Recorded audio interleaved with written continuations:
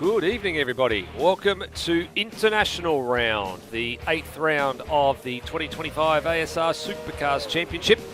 For 2 years straight, it's been in the US. In one case, it was on the East Coast, and on the other case, it was on the West Coast, with Watkins Glen and Long Beach playing host in the last 2 years. It's a bit of a shift this time. We move to continental Europe and to the Temple of Speed, Monza, baby. It's all about the slipstream tonight. We up the spectacle, we up the strategy, and on top of that, for a 2-race night, we up the distance. We're going a little bit further than usual tonight. Instead of a pair of 100k races, there's 120 on the board for each one. So a little bit of added spice, Benjamin Roddy Rhodes, to what is already becoming a very interesting championship. It is. Good evening to everyone watching along at home, or good morning, or good whatever it is, wherever you are. And yeah, it's going to definitely throw a different shade of things at drivers tonight. It's always been a yearly thing for us to come to Monza in some form or another, but with no GT3 on the calendar, it's kind of fallen on Boxer Cup. Oh, no, sorry, Boxer Cup did, but it hasn't fallen on Boxer Cup.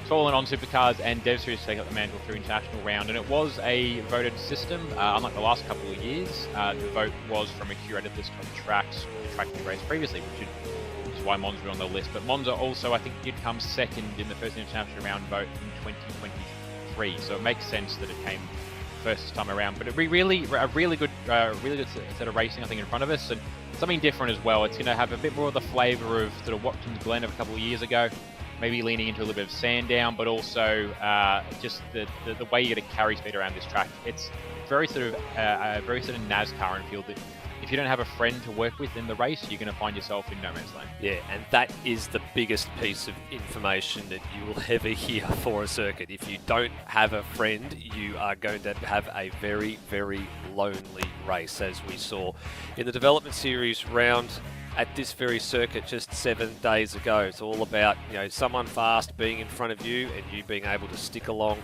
in the tow with them, because not only is it 120 Ks for each race tonight instead of the usual 100 for a 2-race night, there's a compulsory pit stop that has to be taken before the end of the race. In fact, you've got until 2 laps before the end of each race to take that pit stop. So the one thing we will be talking about tonight is the undercut, because it is extremely powerful around here. It's a very fast pit entrance. It's a 40k an hour speed limit instead of the usual 80 k's an hour, because we are following Supercars rules. But on top of that, if you can get in, get your stop done, get out, and on the fresher rubber, you can actually make a very good chunk of time, possibly make a very significant undercut if you come in at precisely the right time. Absolutely, yeah. It's the undercut. The undercut's the argument, but it kind of does go the other way, and it speaks to the argument of having a friend. If you're running around by yourself or you're stuck by yourself, pitting, going for undercut is the best way to do it. If you've got someone you're working with, especially if you're actually working with that person rather than just buddying along with them because you're not sharing a team or anything, you pitting by yourself and ending up in no man's land is going to hurt you more. So it's the argument of there's definitely a juggle in play of you can be quicker on used tires if you've got someone to race with and to track around with, but you will be quicker on fresh tires than used tires. So there is the trade-off of you want to spend the entire race in a train on good tires, but that isn't always going to play out, especially if the people you're working with aren't actually people you're in communications with. We saw this in Dev Series, and I think to a degree we even saw this in Boxer Cup, but especially we're going to see this tonight as well. There's a lot of different teams represented tonight, a lot of sort of single car entries, whether it's across a team or whether it's actually just single car entries, the likes of a Kurt Stenberg or a Corey McFarlane. But it's very much you'll put aside most of your beef with any other driver tonight, because if you're around them, you're both going to be quicker if you work together. Otherwise, you're in trouble and you're going to suffer from the likes of the Will Devonish and the Curtis Egmanis, or tonight the Brendan Foley and Brendan Ross, where they've got a 2-car team lineup that can communicate and get the best out of this race. Yeah, but on top of that as well, you've got to remember that you can't pit two cars, or it's not ideal to try and pit two cars in at the same time in the pits, because you are going to be stationary for a good 14 to 15 seconds, taking on fuel and tyres before you'll exit the pits. And we saw a few drivers in the development series try and work it out. I think in the last race at Townsville for the Supercars, we saw a few drivers not able to coordinate their pit stops correctly. So you've got to get that part of the equation done as well. There's no rules around a compulsory pit stop, so if it turns out there's a couple of safety cars or things in the way and you want to try and get there on one set of tyres and just take a couple of litres of fuel, then you're more than welcome to try it, but the odds are all pointing towards you're going to need to stop for a decent amount of fuel and some tyres at some point during the race. And the pit window, I think, for the development series was fairly wide. You know, there was a few drivers that come in a little bit early and a couple of drivers that come in a little bit later, but everybody made the mandatory requirements. And what we will do as we await for the driver's briefing to finish is let's spin the globe here on our track overview with thanks to Google Maps. And as I said, we are off to continental Europe. It's the first time Supercars have gone all the way here. We are just north of Milan, heading into the parkland area with Monza, not too far to the north of Milan. Rody, you mentioned this is normally a home of Formula One. It's a home for GT3 racing, but it's not something you would expect to see a supercar going around. No, it's not. I was just doing a quick check of the stats. It is the first time we've come to Europe for supercars. We have been in the Middle East. We have been to the States. Obviously, the first time to Europe. But yeah, not a traditional home for supercars racing. That said, I think from memory, not that I've followed it religiously, but given it is a track available in iRacing, I feel like the supercar series there will have gone there to some effect. But yeah, IRL, it's way too far to the picture. I think the closest we see a race going into Europe would perhaps be to the UK, because I know they're quite a fan of the supercar over there. But something different, more a GT style affair. We've had annually, more or less, had a GT3 race here, and all have been really great races one way or another. I think generally the theme has been either a fuel or a tyre race, and it's sort of been the gamble of who's got enough, and you get 5 laps to go and everyone's looking pretty good, and then 3 laps to go people start pitting, and then it's like, oh, has anyone got it left? And historically, I think Steve Boulder's been the one that's come out with the goods on most of those occasions. But yeah, big in F1, big in GT racing.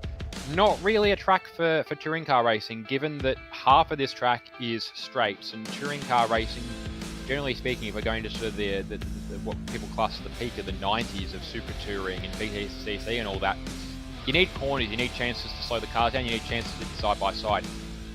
On a straight, unless you've got somebody with you and you're going to go 2 by 2, there's really no point to running around side by side because you slow each other down. But Monza, look, there's the first chicane, there's both the chicanes really. There's Ascari, there's Parabolica, plenty of chances to get an overlap on someone and get a pass done. But yeah, a good sort of interesting, different variety tonight to what we normally see. Yeah, no, I agree. We are not too far away from getting ready to go here. A couple of drivers just waiting to get themselves sorted out. So we will give everybody a few minutes more just to get going here. Even though it is an extra 40 Ks worth of racing tonight, we do expect it to go fairly quick. I mean, the development series had their races upped by 10 kilometres each race, so they got them to 100 Ks for each race instead of the usual 90. And for a Monza race, I think it was over and done within about 30 to 35 minutes each race. And they both went safety car free as well. So that was a very important statistic as well. And absolutely, the racing was very, very good. Very, very entertaining from all reports. So a good omen, perhaps, for Monza here. But with an extra, sort of 20 Ks on the clock each race, give it maybe an extra 10 minutes or so per race. So 45 minutes times 2 is a pretty intense hit out, Rody. It is, yeah. It's a bit of a throw, and I'm just double checking my stats before I go and say something and make an idiot of myself. But yeah, the weird thing about Monza is, on paper, it's now the longest track on the calendar. Historically, that has always gone to Bathurst, but because this is an FIA Grade 1 track, it's no guarantee they're going to be long. I mean, you look at Monaco. But generally speaking, if you get FIA Grade 1 certification and you run an F1 race there, you're going to be a pretty long track. As I said, It's a 5.8k circuit, or just over 3.5 mile. But again, because of the average speed around here, because you're spending half a lap at full throttle, we are over with a lap in about 15 seconds quicker than Bathurst, even though we're I think another half a k longer. Yeah, that's sort of the throw for these guys, and it's one of those things where you have to give it bigger distance. You have to throw more laps onto this, and you go, oh, it's a 20-lap race. It's going to be this, that, the other. But at least I think the feel out of guys in Dev Series was you didn't quite have it in your head, especially if you were running around in a train. It didn't quite get to you how long the race actually was, because there was just that much to do, and it didn't feel like a long race because you're spending half of it just in a straight line. You're not very taxing on the mind. Yeah, no, you're right. It's as you said, Bathurst is still the longest circuit that we will be racing at this year, with 6.2 kilometres to come. Actually, later this year in the calendar, that's the first time in a little while it's actually been on the calendar in a regular form, and this now is the second longest track of them all for this year's championship. Onwards to qualifying, and the lineup already starting to emerge. Now, despite the fact that it is a reasonably long lap, but a fast lap, there's no time change on the clock in terms of the amount of minutes for qualifying. It is still a 10-minute hit out, so there's no time to waste here, because it's going to take you the better part of 2 minutes to get around for a lap as everybody leaves the lane. So you want to get out, you want to find that drafting partner pretty damn quickly, I would have thought. You do, yeah, and we're going to be let out of the lane, not by one of the CRE cars, just as things have turned out, but it is a CRE car nonetheless. We've got Will Devonish heading the queue in one of quite a few international round liveries we're going to see tonight. Will and Tomo are running Golf liveries, which I don't show the specific connotations to that, but they are obviously a very famous international GT racing sponsor of many years gone past. You were to tell them slightly different. There's a bit more blue on Will's cars, a bit more orange on Tomo's. And then following him out is Daniel Cox, and he's got, well, actually, it's been overtaken by Scott Burrows filling in for Noah Taro tonight, but Daniel Cox has a BMW tribute on his car. I can't remember exactly what it references. I believe it might be one of the M1 Pro cars, but I feel like I'm going to be wrong with that. But generally speaking, you can tell very clearly it's got BMW tri-stripes across it. Another really good livery by Cox, a couple of nice custom logos on that one too. Yeah, no, I do remember seeing him put something out about this one in the not too recent past. There's a couple of people that have actually gone with some nice tribute liveries. That's one of them there. This one, although it's actually quite simple, the Lockie Lock machine, Brody, this was one that I think he put out earlier in the, actually he was one of the very first drivers to put his one out. Which is great to see, and this one's actually based on a Zach Speed livery from, if memory serves me correctly, the white and green and red. Yeah, so I think it was 1973. I know it was the 70s. It was a Zach Speed Escort that won in class. That I think it was maybe a 4-hour race at Monza. But yeah, it goes back to the days. 1974. You're right. 74. So yeah, the Monza 4 hours, and it finished fifth outright and won the class. Yeah, so that's a really interesting one to see, and it's interesting to see. You just look at the RL cars and all the sponsors. So he's done a good job of trying to blend what has been the typical lock look of just as many logos as possible with trying to go for a retro look. You've done a good job, I think, marrying the two. And it's weird that it's the most Castrol looking car on the grid outside of maybe the Castrol guest car, and there's no Castrol on it. No, that's right. Yeah, you're right about the logo placement. He's actually thought a fair bit about that one and what fits where and what size and so on and so forth, which is it's a bit of a livery art in some cases. Right, laps are commencing here at Monza, and already there's drivers starting to work together. So Devonish and Murrell, they're kicking away quite quickly at the head of the field. There's Cox, McFarlane trying to get a bit of a distant tow from him. This is a bit of an interesting debate. If you are one of the faster cars in the field, like a Will Devonish, if you're like Scott Murrell, you can be fairly close to the back of the car in front of you without really too much penalty, because you're not gaining in leaps and bounds over the car in front, so Will might be a little bit quicker through the corners, but then the draft down the straight keeps Murrell in tow. Whereas if you look at someone like a Corey McFarlane versus Daniel Cox, because they're the next two cars in the queue behind these two, Cox is probably got is pretty handy, but then McFarlane's just that little bit quicker everywhere. But then catching up to the back of his machine, you don't want to be too close to him when you start the lap. You want to be able to be a certain distance behind and then slowly gain time in the slipstream as the lap goes on. So by the time you get across the line, like now, you can see McFarlane has closed up quite significantly, and now you're getting the full benefit of tow. So you're sort of getting a bit of tow everywhere, and then the closer you get, the more powerful it gets. Yeah, the ideal situation is to be in a situation of Will and Scott please track us in that last lap, I imagine, through Ascari.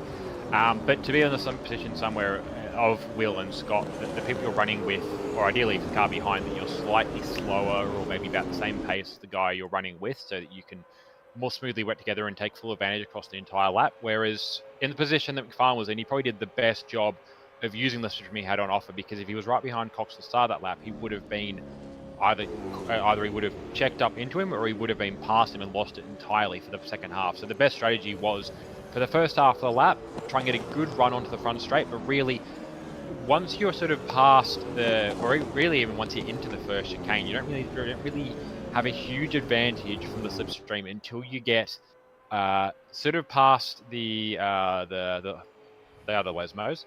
Either just past the Lesmos or ideally after Ascari, at which point was where McFarlane was then into range of Cox, where he actually got a benefit, and that's really from Ascari on to the Parabolica and then around to the start finish lines where you really need the tow. Yeah, that's right. So it's where the big long straights is where the tow is going to be at its best. I mean, we're seeing drivers getting up towards 290 k's an hour. I've just seen Corey McFarlane clock a 290 on that last lap when he was in the tow of Cox. So that's the fastest through the speed trap at the moment. Next best is 287 for Nathan Higgins, 286 for Scott Murrell, who actually got a track cut on the last tour as well. So he was in the tow of Devonish, but unfortunately it meant he needs to go again, and he's actually on his own here, I think, and across the line to him, and he goes into 6th place with 49 flat. Now, important to note, in real life, the start-finish line for Monza is down right at the final, at the entrance to pit lane. So you go around and it comes up fairly quickly. At this version of a circuit, it is properly where pole position normally starts. So there is a bit of a drag race out of the final corner that we could see coming to the start-finish line in race trim here. You know, you've got to be on your game. Don't back off early, because if you're a Formula One fan and you know where it is, you just got to keep your foot in the gas and keep going until you get that checkered flag. Yeah, at least maybe Dev Series is going to prove a different strength than the Supercars, but at least in Dev Series you had to basically be right up the back of someone to have and have a slightly better run off Parabolic, have a chance of passing them.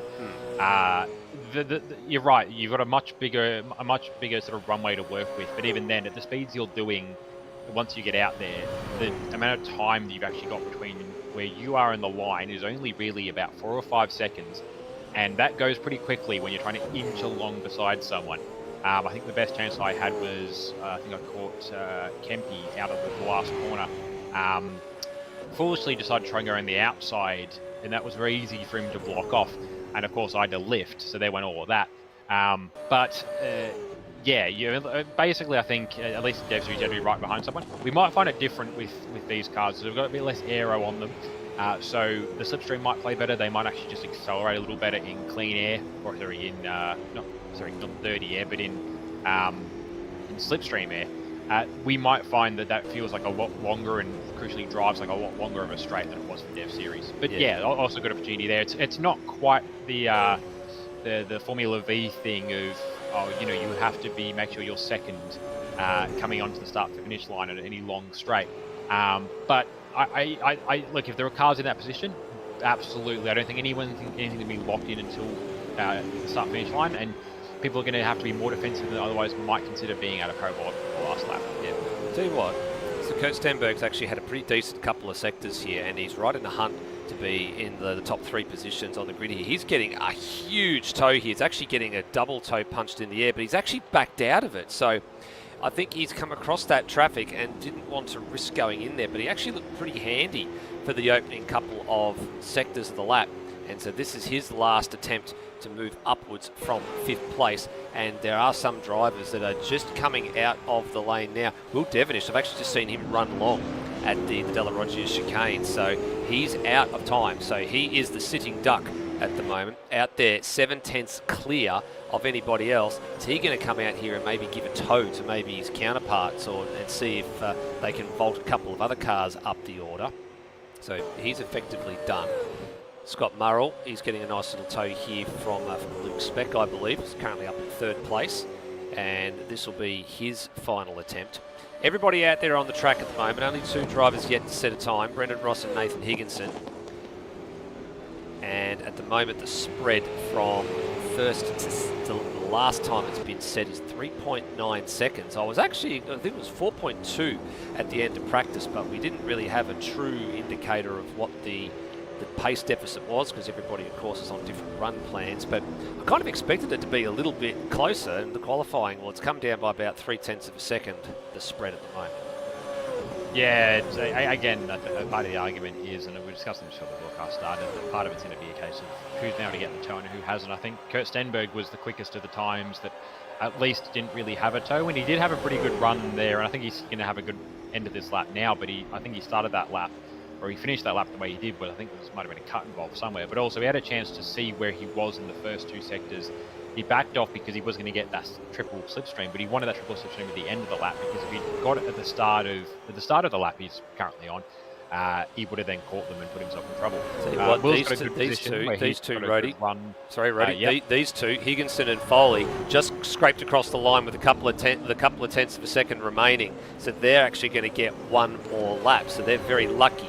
So Scott Murrell is going to have to, so Speck stays 4th. Murrell actually launches up to 4th, goes over the top of Speck. So that tow was very beneficial for him. Corey McFarlane couldn't improve. Actually, does improve, sorry. He goes to 4th. Stenberg improves to 3rd. So McFarlane's actually blown the engine coming down the front straight here after all of that. Stenberg goes to 3rd. Foley actually went up to 2nd with that last flying lap that he was on. So he actually got a really nice tow from Higginson, went round the outside of Parabolica, and he's launched himself onto the front row. Now, he doesn't have to go again if he doesn't want to, but he is still pressing on here. Higginson behind. Oh, that's going to probably kill the lap, I would say, but sideways at Lesmo 1. Yeah, Steele Allison gained a spot there as well, as did Speck at the end there. I think one of the biggest losers, Rutledge did. One of the biggest losers of that was Igmanis, who I think was sitting 4th before that last flurry of times came in, and just, I saw his last lap 3, he didn't have anyone to work with, and he was in the pit lane when those times were all being set. Foley, yep, that's not looking like a happy car. I think at this point he might be bailing out of it. Yep, well, I think if he has committed to now at this point. But so if he hasn't bailed out of it, he has now. So he is 2nd and on the fly there. So Cox in 13th and Higginson in 11th. They are the only 2 drivers left that can improve. So Higginson, average in Sector 1, personal best Sector 2. Same for Cox. It wasn't a PB in Sector 1, but it was a PB in Sector 2. So drag race to the line, take the shortest possible path. And if Daniel Cox, you make an improvement on your PB, but you don't improve the place, you stay 13th. Higginson, you don't improve at all. I think Higginson's best shot there, and it sort of goes into the Watkins strat that the right team name. I think they were running under Pixel at the time. But that Lewis and Rossi pulled out. Granted, slightly different situation, given that one of them had an ROG start and wasn't supposed to qualify in the first place. But I think technically, I think they're treating themselves as different teams tonight. But technically, Higginson is by association a PBF driver. If Foley still had a run of it and could have kind of just pushed through the, granted he was wide in the gravel, but if he kind of just kept the foot flat, he could have done a similar thing to what I think we saw Ross do a couple of years ago and just continue the lap around and just tow Higo around. I'm not sure it would have made the difference up. I think it was probably 4/10 he was off his PB. But I think probably half of that time he might have lost was maybe lifting and getting an idea of what Foley was doing as he went wide through Ascari. So I don't know. It wouldn't have been much. Granted, it's not really for much given qualifying makes a difference, but it doesn't set the race, and also there's no shootout to worry about, so it wasn't like there was an urgency to get into the top 10. But look, we did some looking before, and we both feel like the stats are wrong, but because the stats currently present, in about 5 minutes is going to be Higginson's first race start of the year. So to start 11th, that's not bad. No, pretty decent for him yes, it's a 16 car field, but he was up the pointy end in the development series race as well. Let's be frank, and anything can happen. The pit strategy is going to be very, very important here, as well as the points standings. So onwards and upwards to the CRE electrical points table for the drivers. And look, the lead is getting to the point of ridiculousness now for Will Devonish. It is almost 1 point shy of being a full race night's points ahead of Luke Speck. So he's 299 clear. There's a maximum of 300 on the table for any one race night. So with drop rounds yet to be accounted for, he is well and truly clear. The drop rounds, by the way, won't start getting factored in until after Sandown, and then we'll be able to calculate them on the fly and see where they are. So that's where the standings are for them. Noah Tara is a notable absentee tonight, being filled in by Scott Murrell, who is currently 10th in the standings there. And that's a gap is set to open up a little bit more between Speck and Tara. Brenton Foley can do no harm to his chances. He's probably going to leap over Tara tonight, as well as possibly will Kurt Stenberg. So a couple of drivers very close there on the points. Allison and Curtis Igmanis and Lock in Lock. That's a couple as well to keep an eye out there from. So 6th, 7th and 8th. Bit interesting to see Damon McDonald's not here tonight. He was one of the drivers I was fully expecting to be here, but is not suited up tonight in the number 59. And Scott Murrell there, the highest of the wildcard substitute drivers there in 10th. He's only done a handful of rounds and has already, let's call it a promotion. He's getting a promotion, everybody.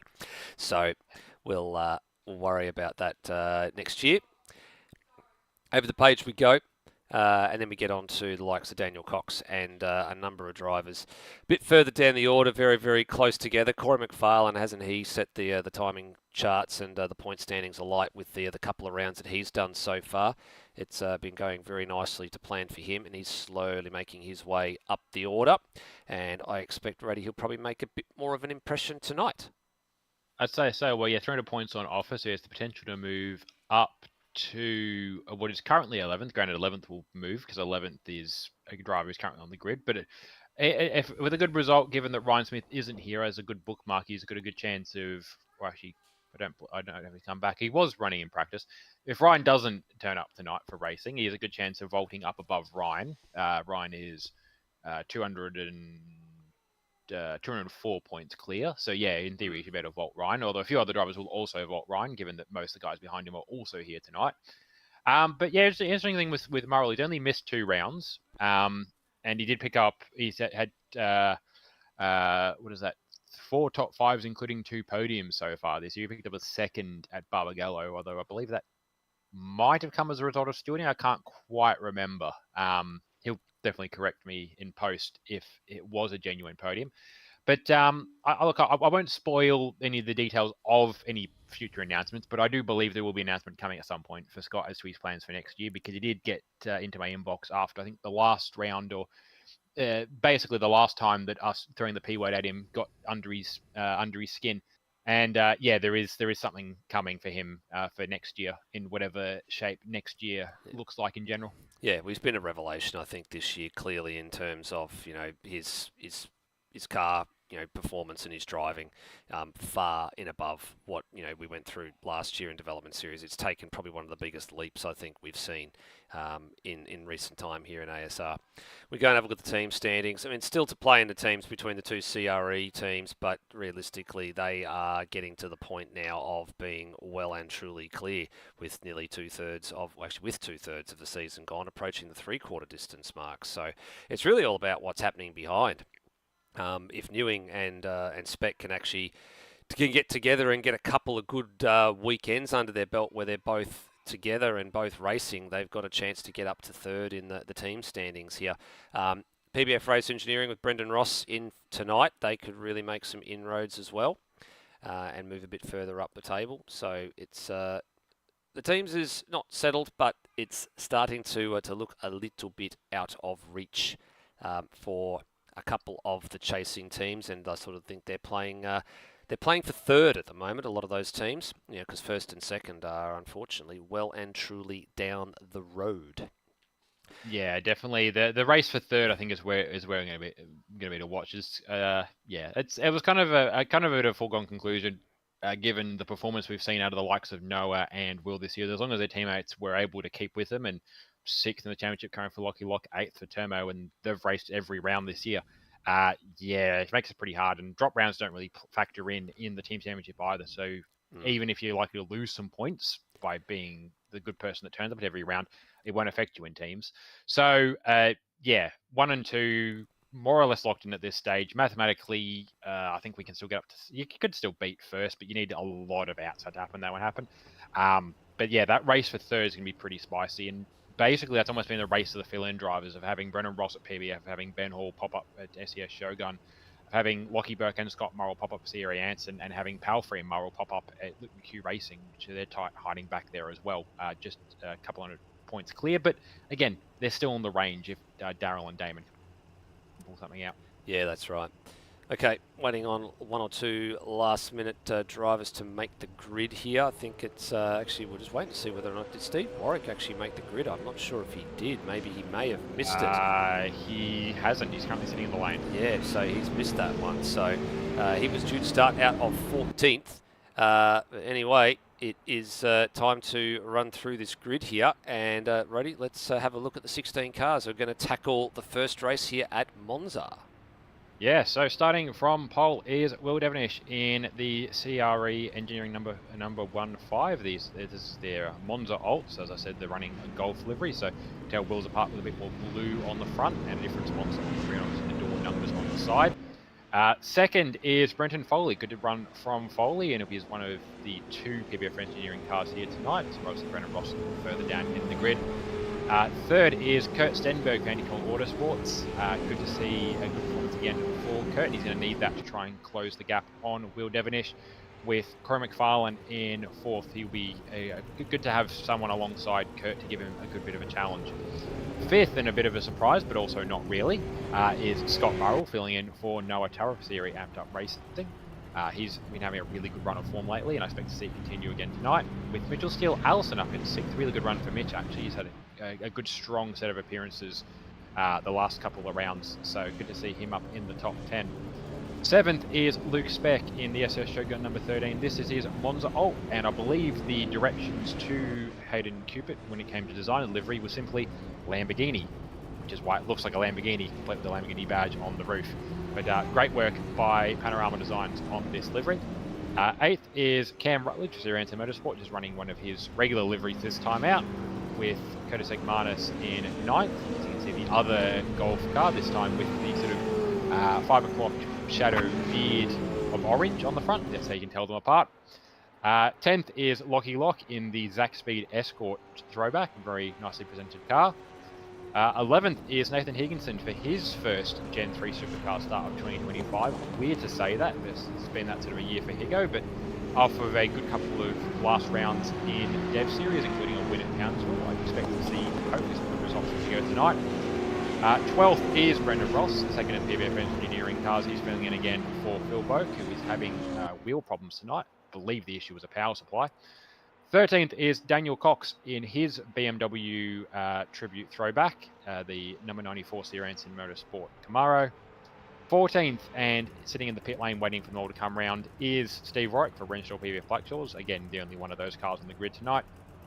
15th is Darren Lognan. Good to see Darren's back again for the Vortex Racing team, number 31. Just him on the grid tonight for that team. And 16th is Daryl Callahan, McHugh Racing number 6. Also the only one of that team on the grid tonight. And unfortunately, no Damon McDonald. So it will give them a bit of a hit in the team standings. Yeah, certainly will. So these guys now coming around to the start-finish line here to get themselves organised as Devenish leads them down. Pole on the right-hand side here, which is the protective side into turn number 1, and as you can see from the grid markings there, it is a staggered grid. So it's one of those grids where cars are offset by a little bit. And as you can see, if we go back to Darryl Callaghan in the Lip Q Racing entry, quite a good bit of visibility here as we get set to go racing here for Monza. Race number 1 of the International 240. 120 Ks on the clock here, 21 laps, and away we go. And wouldn't you know it, Will Devonish, as the usual, gets the start line bogged down. Foley gets a really good push here coming from Corey McFarlane as they set sail into turn number 1. And Foley, I was about to say, he very closely came into contact there. Did he actually come into contact with Kurt Stenberg? I'm not sure what happened there. The Devonish has sunk like a bit of a stone. Foley now through to the lead temporarily. It's 3 wide going through Curva Grande, heading up towards the first of the next to the heavy braking zones. McFarlane seizes the lead from Foley with a little bit of side-to-side contact, probably accidental, as the cars were squirming around on cold tyres and cold brakes on lap 1. Yeah, I think for Stenberg, I think he was just kind of all out of room there. I think they're trying to go 3 wide through the first chicane, and we've seen from F1 even 2 wide to struggle. Yeah, so I think Stenberg just trying to, he would have probably burned a track up doing that, but even then he was trying to give up any advantage gains, so that's why he dropped back to what is now 3rd, really harassing the back of the 074, and McFarlane as a result is getting a little bit of lead going. Will, with, unfortunately, they're creeping back in, a bit of a standard will start again, really hurt him there with the staggered grid. He's running back in 4th, and then the next train is headed up by the 2-car train, which is Jarlison and Luke Speck are trying to bind it as well. Stenberg sees his P2 from Foley down at the braking zone for the Ascari chicane here on lap 1. So that's 2 cars that are now through from starting on the 2nd row of the grid, now into positions 1 and 2 on the road. And I can tell you now, it looks like Devonish is looking pretty racy now that he's finally got himself together and up behind Brent Foley here. Keeps saying it every single time, those starts are not his strong suit, but let's see what happens when it gets down to business here with Brent Foley not actually becoming the sitting duck. Well, there's the view out the back of the 074. This is bump drafting at its finest, ladies and gentlemen. And no, it's not NASCAR. Oh, I'll tell you what, there might have been a little bit of contact there. Foley himself got quite the slipstream from Kurt Stenberg. He actually goes through back to position number 2. So got sick of Will Devonish rat-a-tat-tatting on the rear of his bumper pretty early in the piece and decided, nope, I'll get away from you by going past Stenberg. Yeah, it's a tricky one, as we saw in Dev Series. It will be again tonight. The Italians, for whatever reason, have a phobia of 150 metre brake marker boards. And at least at turn 1, that's probably the most important board that doesn't exist, because your braking marker is somewhere about 150, 140 in Dev Series, and probably maybe a little bit later again in Supercars. But of course, if you're having to guess, they're very brave from Foley, especially given he had to push into the braking zone. He was getting a suck from Stenberg, who's just gone a little wide there and is now getting checked up behind and about to be behind Will Devonish. But Foley, very brave there to get on the brakes where he did to get it stopped. And I think even then, I think maybe Stenberg was a little bit cautious, and that's what sort of let him through. But Stenberg, we're learning very quickly that even if you're not friends with the driver you're racing with, you need to be friends with them tonight, because despite the fact he pulled on this 4 or technically 5-car train, leading onto this lap, he's now back in the middle of it simply because he's lost any chance to have any friends to work with. I was about to say Stenberg was very close to being boxed in there because Steele Allison had a fairly decent run. Steve's putting his front part of the car up alongside Will's quarter panels here, so he's forcing Will to leave him a little bit of space there. This is actually compromising these guys from continuing to get onto the back of Foley. They're actually now in their own little battle, and Foley's now trying to set sail and get out after McFarlane. He's actually inside that 1 second margin. Have a look at this. Steele Allison now pushes Stenberg forward ahead of Will Devonish, and Stenberg is clear, and Devonish wasn't quite 100% clear. Crisscross over and under, that kind of doesn't work at such a slow corner or sequence of corners such as the opening chicane, the Variante, the Rettifilio, as they call it in Italy. Stenberg, oh, he was a little bit wide there. The car just wandered wide there at Curva Grande. And now he's got going to have to play some defence here at the second chicane, which is called the Della Roggia chicane. And then up we go to Lesmo 1 and 2. So 3 laps or 2 laps in the books working lap 3, and already looks like it's a bit of a two-horse race out in front. These guys are going to have to play some really clever strategy in the next little bit, but they are pushing the boundaries quite significantly, as you can see there from Stenberg, who again wandered wide off of Lesmo 2 and allows Devonish to get back through and can't get enough of a tow along in the slipstream here. And Luke Speck's just rubbing his hands together saying, yes, my British, just keep fighting, keep giving each other little love taps and stuff here, because this might play into his hands. If he can play the undercut strategy right, this will be a huge benefit for him. He'll leapfrog these 3 guys. Yeah, I think I'm just looking at the way this car's behaving. I think I was just thinking through that unlike Dev Series, where we're basically all driving essentially the same car outside of a couple of guys that didn't get a chance to sort of pick up the memo of what the strat was, which essentially was just take all the aero out of it. Supercars is a much wider range of options when you set the cars up. The way that Kurt's been understeering, even at the head of the train with nobody else around him, is trying to go 3 wide in turn 1. I'm going to give them a chance to figure that out first. Stenberg putting the nose there, but he's not quite there, and in the end actually Steele Allison's going to benefit from this. I think the way that Stenberg has his car set up, he set it up for straight line speed. He set it up maybe for clean air running, but it just seems to, at least based on that last lap, it seems to have trouble holding to the inside of the corner the way that the cars were. The other thing, to be fair, potentially for Stenberg, is he's playing, or at least was playing, very defensively the entire time, to the point where he was trying to take he's trying to put himself in a position where people wouldn't follow him in that, washing out wide onto the dirty stuff on the exit of that corner, because you don't normally go out there. So maybe that was just trying to break slipstream. Because I will say, now that he's under, well, not under, but he's under Devonish's rear wing, that car's looking a lot tidier now. So I think maybe it was intentional decision to try and break the toe, because he is struggling with these guys. About to say, don't say that too soon, because they're all still wandering wide at Lesmo 2. Some of them wandering a bit wider than others. And all this time, so Scott Murrell actually had a pretty poor start as well. He's actually starting to gain some ground on this group as well. As you can see there, Devonish has now started to try and check out here. He's not quite clear enough just yet. But then Scott Murrell is the next one in the queue in 7th place. He's actually starting to latch onto the back and into the slipstream of the Luke Speck number 13 machine here. So there he is. He's broken clear of Lockie Lockett and done some pretty decent laps in clear air all on his own. And I think behind him it's Locke with Higginson. I think Higginson actually has dropped a bit further back. He may have had a scruffy lap somewhere, because he's now in the next group of cars headed by Locke, Higginson, and then a bit of an angry, and we can say that because you said it's got that 5 o'clock shadow, with Egmanis now passing Higginson for 9th on the road on the run to turn 1. Yeah, I think I was going to say, just looking at the gaps as the likes of Murrell will catch me in the back of the train. I think the general gist to work to, and it's going to be different depending on how the cars are being raced, but generally speaking, to be clear of the car, to be fair, actually, we can use the DRS range moniker in this, because it's about the same gap. Whoops. If you're a second clear, there's a whoops, because Egmanis has gone for a little bit of an adventure. And he's run wide there at Curva Grande, and yeah, he's now struggling a little bit there through the Della Rogers chicane. So time to have a little bit of a look at what happened with him there. Now I think he just got a little bit wide out on the grass. Yeah, he was out in the marbles, and yep, you're out there in the marbles, and the car does not want to turn. So he's the first of the big victims, I guess you call it, to make a mistake there.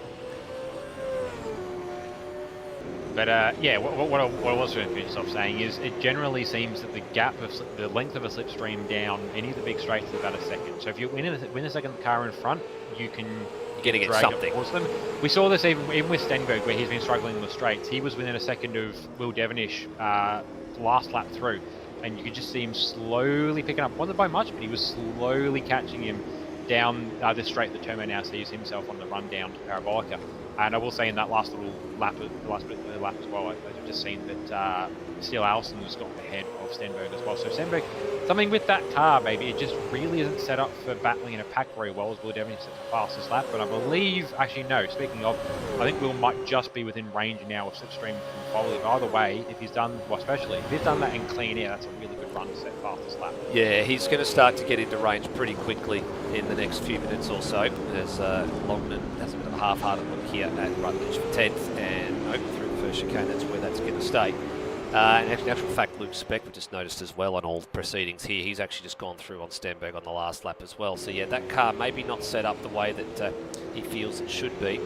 The margin out in front has actually exploded a little bit here. Foley's lost a good couple of seconds to McFarlane in the last few laps. So he has dropped now to 3 and a bit seconds behind, and yeah, Will Devonish well and truly within slipstream range now.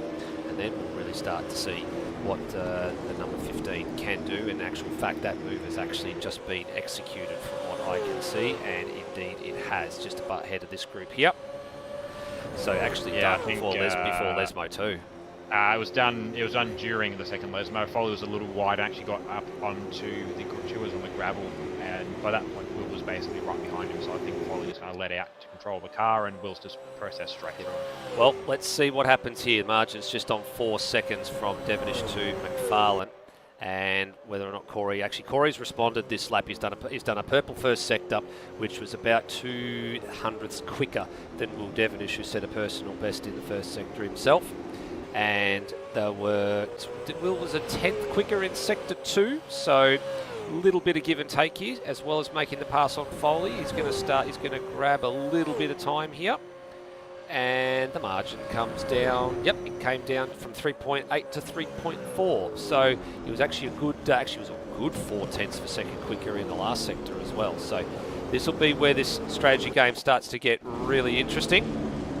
And here we go. Look, as well as Speck being ahead of Stenberg. Oh, there's a bit of contact behind there between Murrell and Stenberg. I think Murrell came off second best there. That was a bit of interlocking of wheels, I think, going through the first chicane. And I think Murrell had got a fairly decent tow here. In actual fact, Stenberg had got back past ahead of Speck, and Speck had gone through. And here it is just on the exit here. So Murrell tried to follow through. A little bit of contact here, and then on the exit here, they go wide side. Yep, and a bit of interlocking of wheels and a bit of shoving wide that went on there. Stenberg said, no, you're not having any of that. Yeah, I think in Murrell's case, he very clearly saw what was coming up, given that he was potentially, he wasn't, I don't think there's any chance of making it 3 wide, but he was definitely in a position where things were going to get a bit spicy. He got out of it, but even then he was getting a pretty healthy tow from Speck all the way through the braking zone. That, and I think Murrell was maybe trying to keep the door open, just let off the brake a little bit, meant that he was basically alongside Stenberg through there. And you can get, especially with these cars where you can afford to panel rub a little bit, you can go too wide through that first chicane, but it is very, very fiddly, even by yourself, to get through there nicely. Another thing I think these drivers have to factor in as well was we're starting to get into the window of it. I know that in Dev Series, the end of lap 7 was about where you started to feel the tyres starting to fall off, and at least especially on the outside too, the drivers are probably starting to feel that now as well. Yeah, that's right. So that's the important piece we need to take a look at, is the pit stop strategy. So you can see here, nearly 5.8 Ks this circuit. There are mandatory pit stops. We are on the soft compound tyre, and we've been talking about these two topics all night long in the extra notes there. The compulsory pit stop, the CPS, how powerful that undercut can be if you can execute it correctly. And the tow, as you already keep saying, you got to have friends around here, and you got to be able to make friends. If you don't, even if you don't like them, you got to suck it up and you got to make it work, because you need it around this circuit if you want to have any chance of executing the win. In the development series, it was around lap 7 that you did say that everything started to become apparent, and you knew what you had underneath you. The half distance mark in those races, of course, was lap 9. So drivers were normally pitting around lap 8 or lap 9 if they were trying to execute the undercut. If you went a little bit longer than that, then you ended up in a position where you were going to lose out a little bit. But then, depending on the margins, you might actually have some better tyres toward the back end of the race, and you might actually be able to pull that off and still get back past. So it's not a certain thing that the undercut is going to grant you a position in the long term. All it does is it gets you ahead of your rivals for X period of time, let's call it. and then it's about how long you can maintain X period of time ahead of your rivals, and if you can maintain that to the checkered flag. It gives you an advantage in the short term, but you've got to make it work for the long term. Yeah, I was speaking of, and we talk about Stenberg and his seeming struggles through the first part of this race. Foley's another one who seems to be having some trouble the last couple of laps. He's gone from being just in behind Will Devonish to he's processed through by Steele Allison a couple of laps past, and I'm not sure if this purely is down to pace or whether it's down to some little errors. We did see that car looking a little bit unhappy, although he's getting a good bit of assistance out of Murrell now. But that's a pretty big shove he's getting now. Actually, he's going right up to the back of Stenberg again. Yeah, he seems to be struggling a little bit at the midpoint of this as well. Maybe, look, we know the way that Foley likes to have his cars set up, and they tend to chew through tyres. I wouldn't quite say he would have strategized this one out to be the tyres last me, 10.5 laps and then I must pit. But we know where Foley likes his cars to behave and how he likes his cars to behave. There's a good chance that he, more than some of the other drivers, are probably starting to feel the effects of where the tyres are at. Yeah, no, I think so. As Murrell's getting rather close here, fairly decent run off a couple of corners. You just can't do anything with it at the moment. Maybe it's coming down into the Ascari chicane. Oh, and you see there, look, the car just wandered wide. Foley's car just completely and utterly wandered wide there off of Lesmo number 1. It just would not turn in, and that's left him high and dry here. And Murrell says thank you very much and consolidates it at Lesmo too. So it was actually done before we got to Ascari. Yeah, that car is very, very unhappy at the moment. Now, just to point here, normally there's only one round of the year that we have to run the Bathurst gear ratio for. Well, tonight this makes 2, because they are running the longest ratio on offer for the Supercars tonight, and that naturally means the top speeds are going up. So I'm having a look at the maximum speeds through the speed trap here, Rody.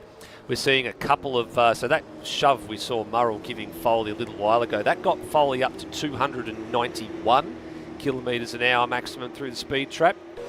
So too Will Devonish has done 291. Kurt Stenberg's done 292 through the speed trap. Somehow Luke Speck has done 295 k's an hour through the speed trap. He has spent most of this race in that nice little battle pack with Steele Allison, who's I think he's currently trying to check back up in the direction of him. He had a bit of a 2-second break there, Steele Allison, but he's starting to lose that slightly in Speck. But yeah, a good little pack with him and Stenberg, and I think Murrell might have been part of it for a bit. Yeah, there is going to be an upper limit as to how many cars you can make work for effective slipstream, but a combination of slipstream and or just getting pushed along. Look, it's probably similar to, we've seen this before. We've seen this, Bathurst is, I suppose, an example. We've seen guys on our practice servers more so trying to get that mythical 300 k's an hour out of the cars at Bathurst, which I think they were gear limited in the past, which is the reason they couldn't do it. But if you pack 3 or 4 cars together, you get pretty close, as long as you all knew where the turn-in point was for the chase. Because if you didn't and you missed it, fireworks would ensue. But I'm just having a quick look at things, and I've got the impression that he has, and he would have just come out, Cam Rutledge was our first pitter. Yeah, and that's correct. He's actually come out behind Steve Warwick and, of course, started from the pit lane, so he's pulled the trigger. Keeping an eye on all things with the race leader as well, because this is effectively as close to the half-distance mark as she can get, because it's an odd number of laps. And I'm keeping an eye on some times here as well. And I'm thinking, yeah, I was about to say it, Will Devonish in the lane, unsurprisingly, because I'd been keeping an eye on the lap times and just seeing like what times he'd been doing through the sectors. And he was losing quite a substantial amount of time to McFarlane on that last lap. He'd actually got the margin down to under 3 seconds. And then he had it had ballooned back out to 3.5. So he'd had to burn a fair bit of tyres coming through from that poor getaway at the start of the race and having to battle through the pack. So he's coming in to take advantage of that now. So this will be interesting to see at about 3.5 second gap what sort of thing he does with the undercut. Also in, you got Mitchell Steele Allison and Scott Murrell all in the lane. So those are the only 3 that I believe have that have elected to take service from the top part of the grid. As Brendan Ross goes through. I was reacting there earlier. Murrell was, I think, he got all 4 locked up trying to get slowed down to 40 k's an hour, which he managed to do. Well, I mean, we'll find out if there's a penalty, but I'm pretty sure he was pretty good. But he had all 4 locked up, trying to get the car slowed down there, which you know what to do. I'm pretty sure everyone's gonna be swapping tires, but yeah, it's really trying to maximise, or I suppose minimise the time loss from this pit stop. But what this has done with these 3 at least, and we had the discussion at the top of the night as to, you know, running around in clean air with fresh tyres versus running around in slipstream air with used tyres. All 3 of them are now in clean air from themselves. I mean, Will's nearly 11 seconds clear of Steele Allison. He's actually come out between Ross and Daniel Cox. Steele Allison has come out about a second actually clear of Murrell. So if I wouldn't say if Murrell slows down a little bit, but if Murrell can get back into cahoots with him, they can maybe work together over the next few laps as the guys around them start to pit, but try and make something of it there. And then Rutledge is 3 seconds off the back of Warwick, and I think Callahan might have come into the lane somewhere as well, given where he is on track, but I'm not sure. No, yeah, he possibly may have come in. I believe we'll have to take a look at that. So, race leader comes in, Corey McFarlane. Luke Speck assumes the lead of this race, so he's going a little bit longer than everybody else at the moment. And there is a flurry of activity in lane. Igmanis goes through, Lognan goes through, so McFarlane's in, Stenberg, Foley, they're all in. And this is a little, I was about to say, it felt like a bit of a longer stop there for Corey McFarlane than I was expecting. But look, here we go, on the main straight. Will Devonish off to the right-hand side there. There he goes. So that's how powerful the undercut can actually be. I'm actually wondering if there's something a little bit more sinister in play here. I'm wondering whether there was some damage repair going on for the 55 in pit lane, because that seemed to be a fairly longer stop compared to what it usually is. The undercut's not that powerful. It is a powerful thing, but Devonish has come out with a good 2 to 3 second lead here, and normally you would only gain about 1 or 2 maximum at the pit stop with the undercut here. And remember, it was 3.5 seconds the other way when Devonish came in. So maybe there's been something not quite right configured with the pit stop there, because the margin between the two of them now, we will get a read on it, is approximately 2.2 seconds. I'll have to go back and have a look once this race is done. I got the feeling the other thing could be damage. Could absolutely forgetting to turn off damage repair, because with some of the bumping and the shoving we've seen, you're going to incur a bit of damage. Not that it will actually have an effect on your pace, but the game will want to repair it. Mm-hmm. The other thing that's entirely a possibility is it depends on how much fuel McFarlane was carrying at the start of the race. Usually the default option and the smart option in this instance is to brim the tank. But if you were trying to gamble and trying to make a bit more pace out of the car early, you might underfuel into the stop, which means you have to put more fuel in at the stop. It's pretty suicidal in most strategy calls, unless you're stopping under a yellow flag, and even then you're still going to lose time. But sometimes that gamble works out, and maybe that's what we're seeing. I don't know. It's more inclined to say damage. I've just seen Specs in the lane now as well, which means Igmanis takes over the race lead with Wallen in second. But it'll be interesting to see. I think that the best bet is damage, but it's entirely possible that McFarlane was maybe trying something with the fuel and just got caught out. Yeah, that's a possibility. It's not an infinite possibility. I think we did the math, I think, Rhodey, when we were talking about strategy on development series night, and I think it was, yes, you said 112 litre tank. So you put in all the fuel that you need, you start the race on a full tank, and then you need to put in about 55 as Brendan Ross becomes the victim of a drive-through penalty, and just looking to see where he is out there on the circuit at the moment. And he is, where is he? On track. He's on track, so that'll be track cut infringements actually. He's actually behind Darryl Callaghan. I reckon he's run a little bit wide there at the Ascari chicane. And no. Or something's happened there, no? I've just it wasn't even that. He ran a little bit wide coming under the banking. And crucially, all wheels in the grass, and I'm guessing didn't lift, and that counted as a track cut. Oh, that's very rather interesting. So he is going to have to serve that at some point, and serving it now by the looks of things. So that's not good for him. And off he goes, and about to say, is he having some dramas or something there? He's rubbing up against the barrier there, so I'm not sure what's quite going on. Anyway, I don't know. Maybe just getting something out of the system. I don't know. He could be throwing a towel out the car like Max Verstappen, but mind you, he's on the right-hand side of the car, not the left-hand side of the car. So you can't exactly dispatch of anything at the moment. So Devonish is the effective race leader. and we await to see what happens with these two who are on the screen at the moment. So Igmanis, pulling the trigger now, and Lognan going through. I was about to say these two could have gone a bit longer, but they would have been praying for a safety car, and at this stage it doesn't look like that's actually going to happen because the field is quite strung out at the moment. There goes his teammate through into second place. So there's only one car left to complete the mandatory stop from what we see, and that would be the number 31 of Darren Lognan. He's currently leading the race. I think this would be Darren's first laps led in ASR Supercars competition. I think definitely the first of this year. He might have played strategy. He definitely is the sort of driver that would play the outside option with strategy, sort of maybe just to have that little, licks fingers, puts the one on the board just to go, yep, I've led a lap. I don't know. I think Darren definitely is probably in the position where he started. He sort of had to gamble on a safety car coming out and making a strategy option work for him, just given with where his pace had been. So, look, good on him for having a crack. What I will say on having a crack front is I've been checking in every last couple of laps with them just to see who he's got around him, because I expected to have someone around him, but he's been setting fastest lap after fastest lap on his own with no toe, which is maybe that's showing what, taking half a tank out of a Gen 3 car does for their straight line speed, that he can match and arguably go faster than the cars that have a toe. But yeah, he's even pulling away from cars that have someone to work with at this point, which is really weird. Yeah.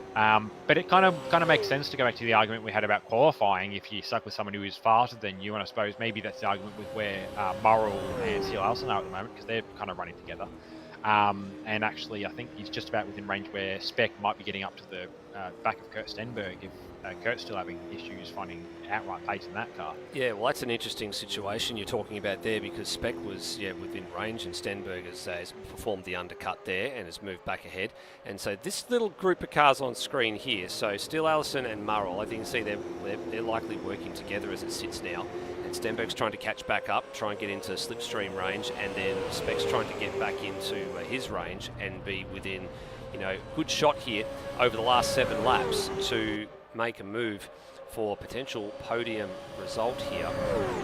Now 7 laps, it's actually quite a long way to go when all things considered. So you can see they've taken a better part of 26.5 minutes to do the first 14 laps of the race. So that's roughly 13 minutes a third. So add another 13 minutes onto this, and we're going to be around about 39 to 40 minutes worth of racing. So we weren't far off. We said it was going to be about a 45-minute hit out. Pretty hard hit out, considering everybody's got to do the compulsory stop, and you're pretty much driving as hard as you can. I think you're in the throttle for about 78% or so of the lap around here, and not just in the throttle, you are hard in the throttle for that amount of time.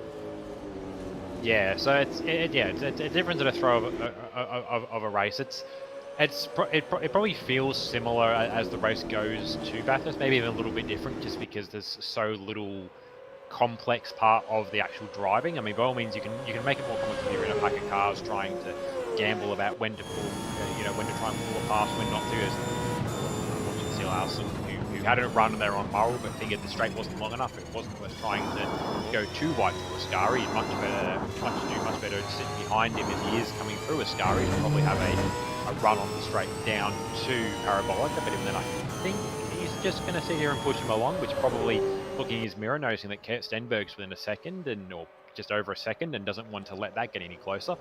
And maybe they can work together and manufacture something in the direction of Corey McFarlane, depending on what sort of pace he's been tracking along with.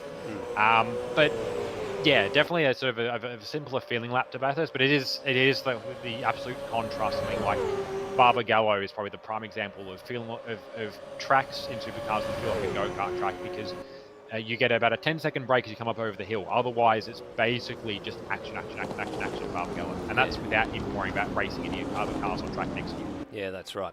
Now, we talk about working together, and it's very important. It's not just about working together and someone being in the slipstream and, one car being faster and then the other one behind getting sucked along, or the one behind that is getting sucked along giving the one ahead a push and a shove to try and move them forward.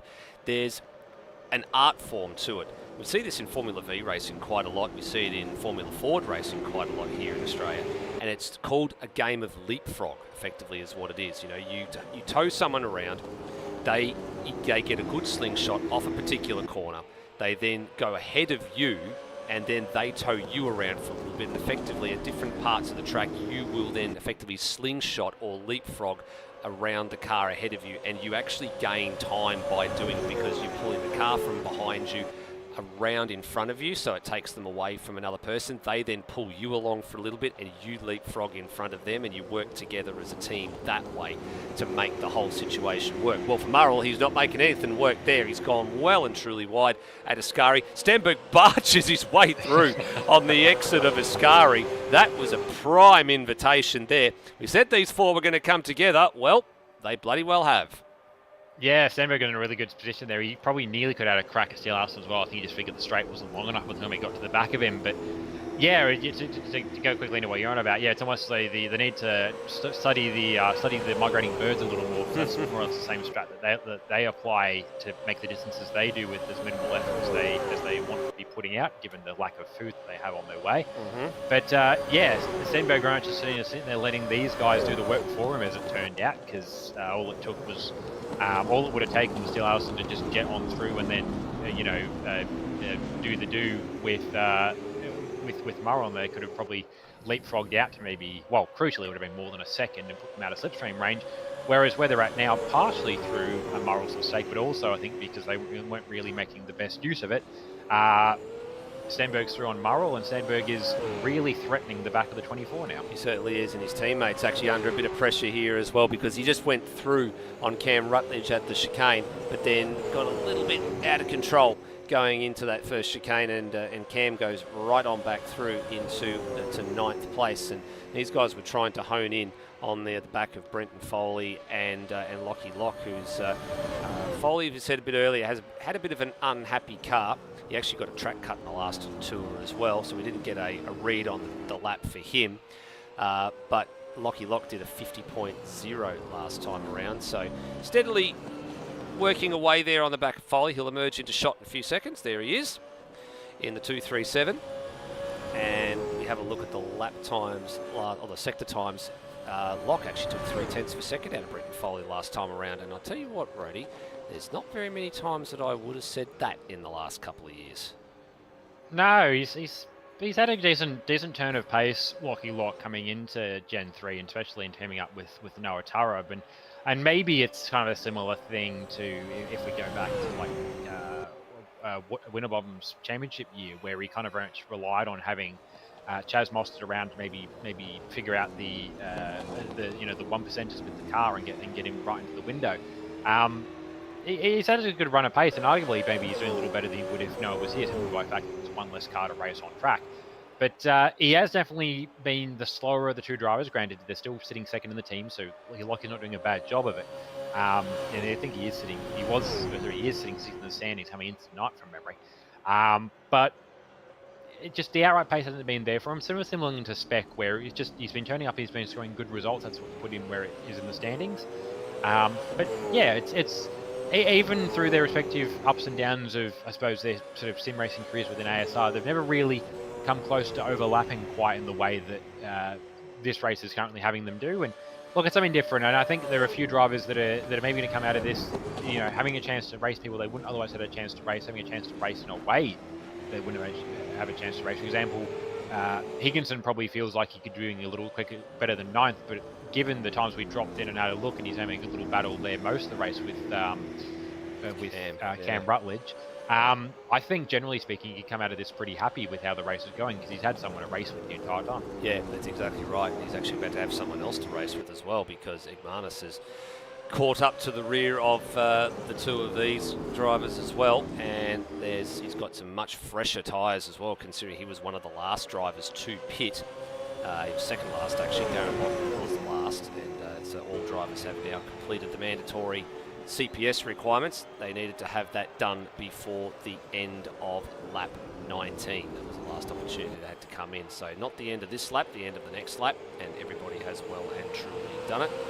And Marcus got such a good run off that last corner that he just could, or second last corner, but he just could not make any headway on the back of Cam Rutledge there. He'll have a go down here, I would say, into Parabolica. That's the one thing that still gets me about this circuit, Rody. I know they've renamed this last corner on the circuit, Curve Alboreto, after Kelly Alboreto. It was a couple of years ago they named it now, but I mean, for me, it's still always Parabolica.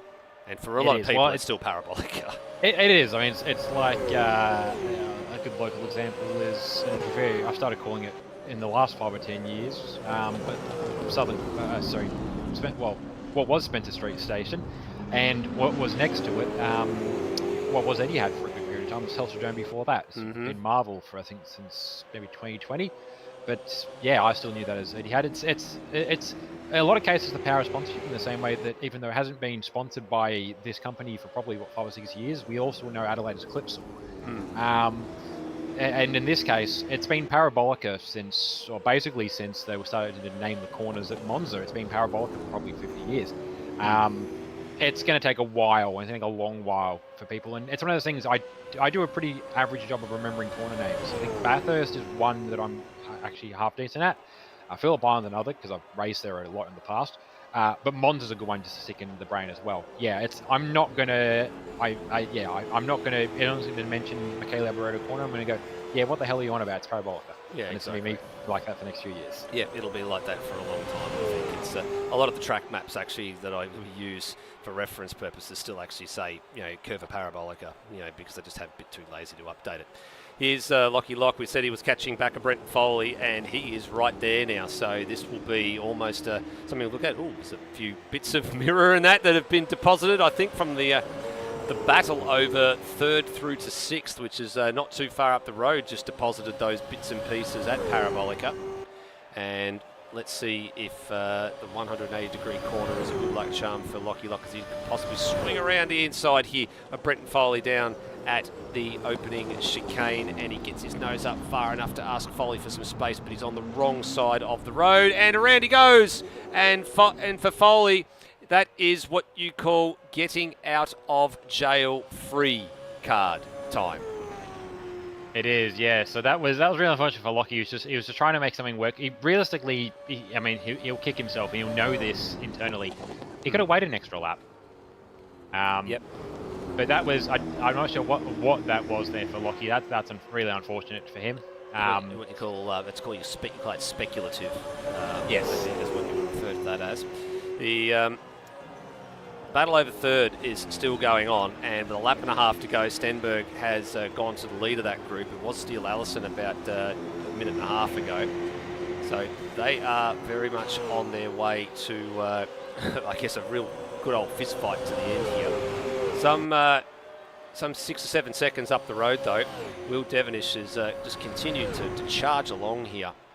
And there's Corey McFarlane behind. So whatever he has done in the last second half of the race, it has been absolutely wonderful watching him in clean air, just set lap after lap after lap, and just edge away from McFarlane. So I think it was all about that opening stint where he just fell back into the traffic with a poor start, had to use up a lot of tyres, and then when it got time to get into clear air and he was able to move away, McFarlane just had some tyres underneath him. He was able to maintain that gap. And then the pit stop sequence is probably where it was all said and done. Will came out with a bigger lead than he was probably expecting and put the hammer down and go. Yeah, I've been interested to have a chat to McFarlane after it's all over. It's going to be something in the pit stop, whether it's something unplanned like damage or something planned but not well executed in the case of fuel. That, or to be fair, McFarlane's still relatively, he's not new to this game, but he hasn't been running on AMS, at least to my knowledge, for probably a year or two. Entirely possible that he didn't factor in early enough when to trigger for the pit stop. So I know that's probably worth a couple more seconds as well if your pit crew aren't ready to go. But in the end, look, Will managed to turn it around just enough, and actually he probably put in the laps he didn't need to put himself at the distance he's at now. He's 8.5 seconds clear. All he had to be was a second clear to be out of slipstream range. Probably a few more than that just to just to try and dissuade Corey. But at this point, I'm not even sure. Maybe only down the front straight would Corey be able to see the number 15 up in front. So it's official now. He's across the line. He's about to cross the line in the next few seconds or so. So we will acknowledge the win for Will Devenish. There he is, and Corey McFarlane second for him on the road. So he's about to come across the line too. The real battle's for third, because we were watching that just a few seconds ago, and Speck had managed to get to the head of that queue. And it did say he was waiting and just waiting for these guys to fight. Murrell somehow dropped out of it, and a little bit of a touch there, I think, has just put Stenberg on the back foot a little bit, exiting Parabolica here. So this will be enough, I think, for Luke Speck to get third place. Stenberg will hang on for fourth. It'll be a very tight finish between the three of them there. I'm not quite sure what happened to Murrell at the back end of that, because he was a good couple of car lengths behind and just couldn't make up the deficit in the last few kilometres of the race to really throw down a challenge and mount another attack for position number 3. Speck third, Stenberg fourth, Steele Allison fifth, and Murrell sixth.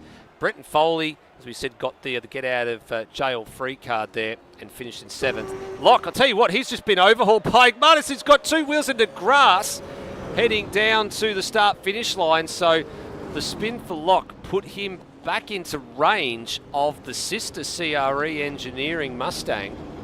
So Igmanis to 8th, Locke to 9th, so still a spot gained on the road for both of them. Higginson moves up to the last spot inside the 10, so Double O gets his first points of the 2025 campaign.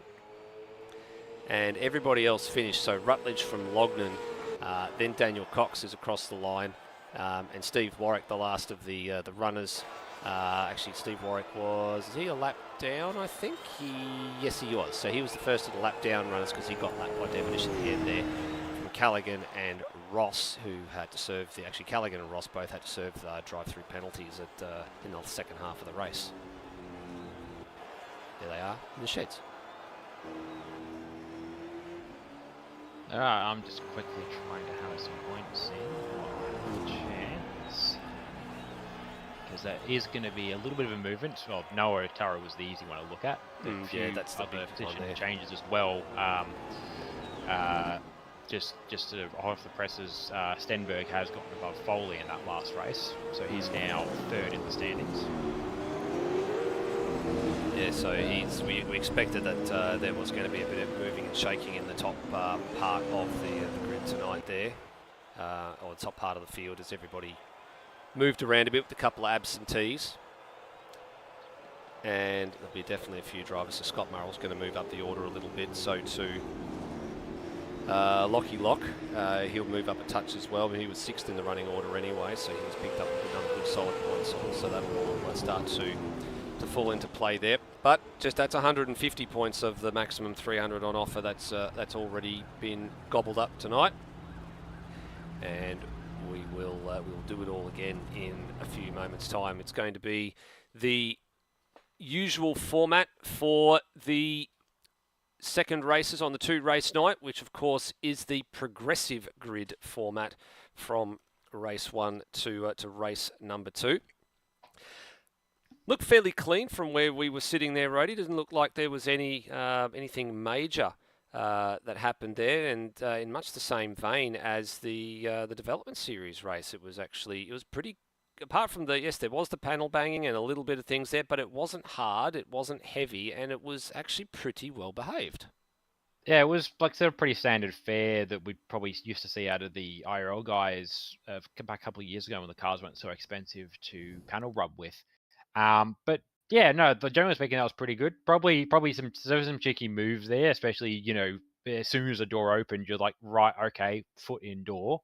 I think to borrow the most oversimplified version, and it's where it's come down to from what was like a 20, 30-year-old quote of if you no longer go for a gap, are you a racing driver, or whatever that was from Senna. Yeah, you were no longer a racing driver, yeah. Simplified version of that now is if gap car.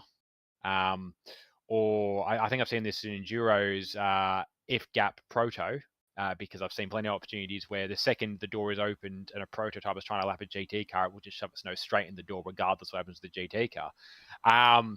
It's in the spirit of if gap car. The second gaps have opened up, we've seen guys go, oh, yeah, okay, that's mine now, regardless of if it was going to impact the guy next to them.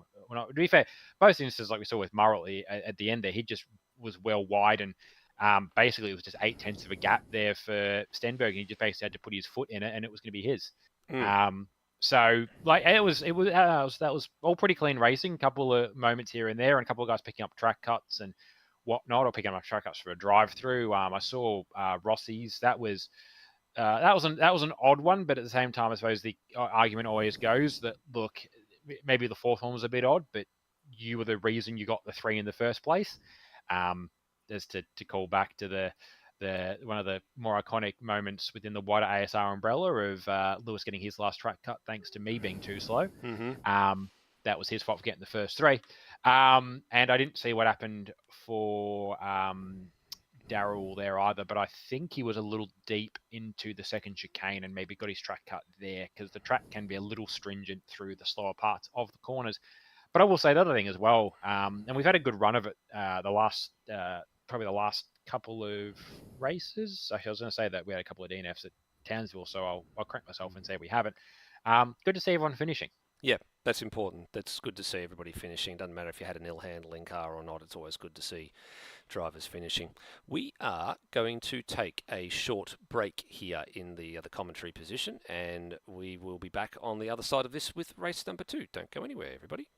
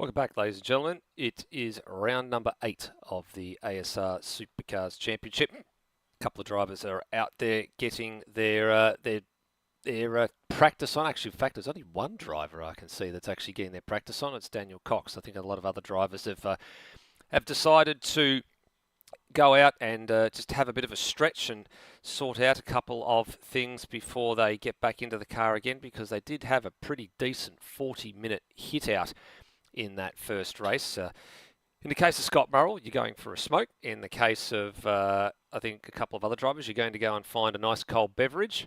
And in the case of the ASR commentary team, we take a short little break just to sort things out. We don't get to do that very often, to be honest with you.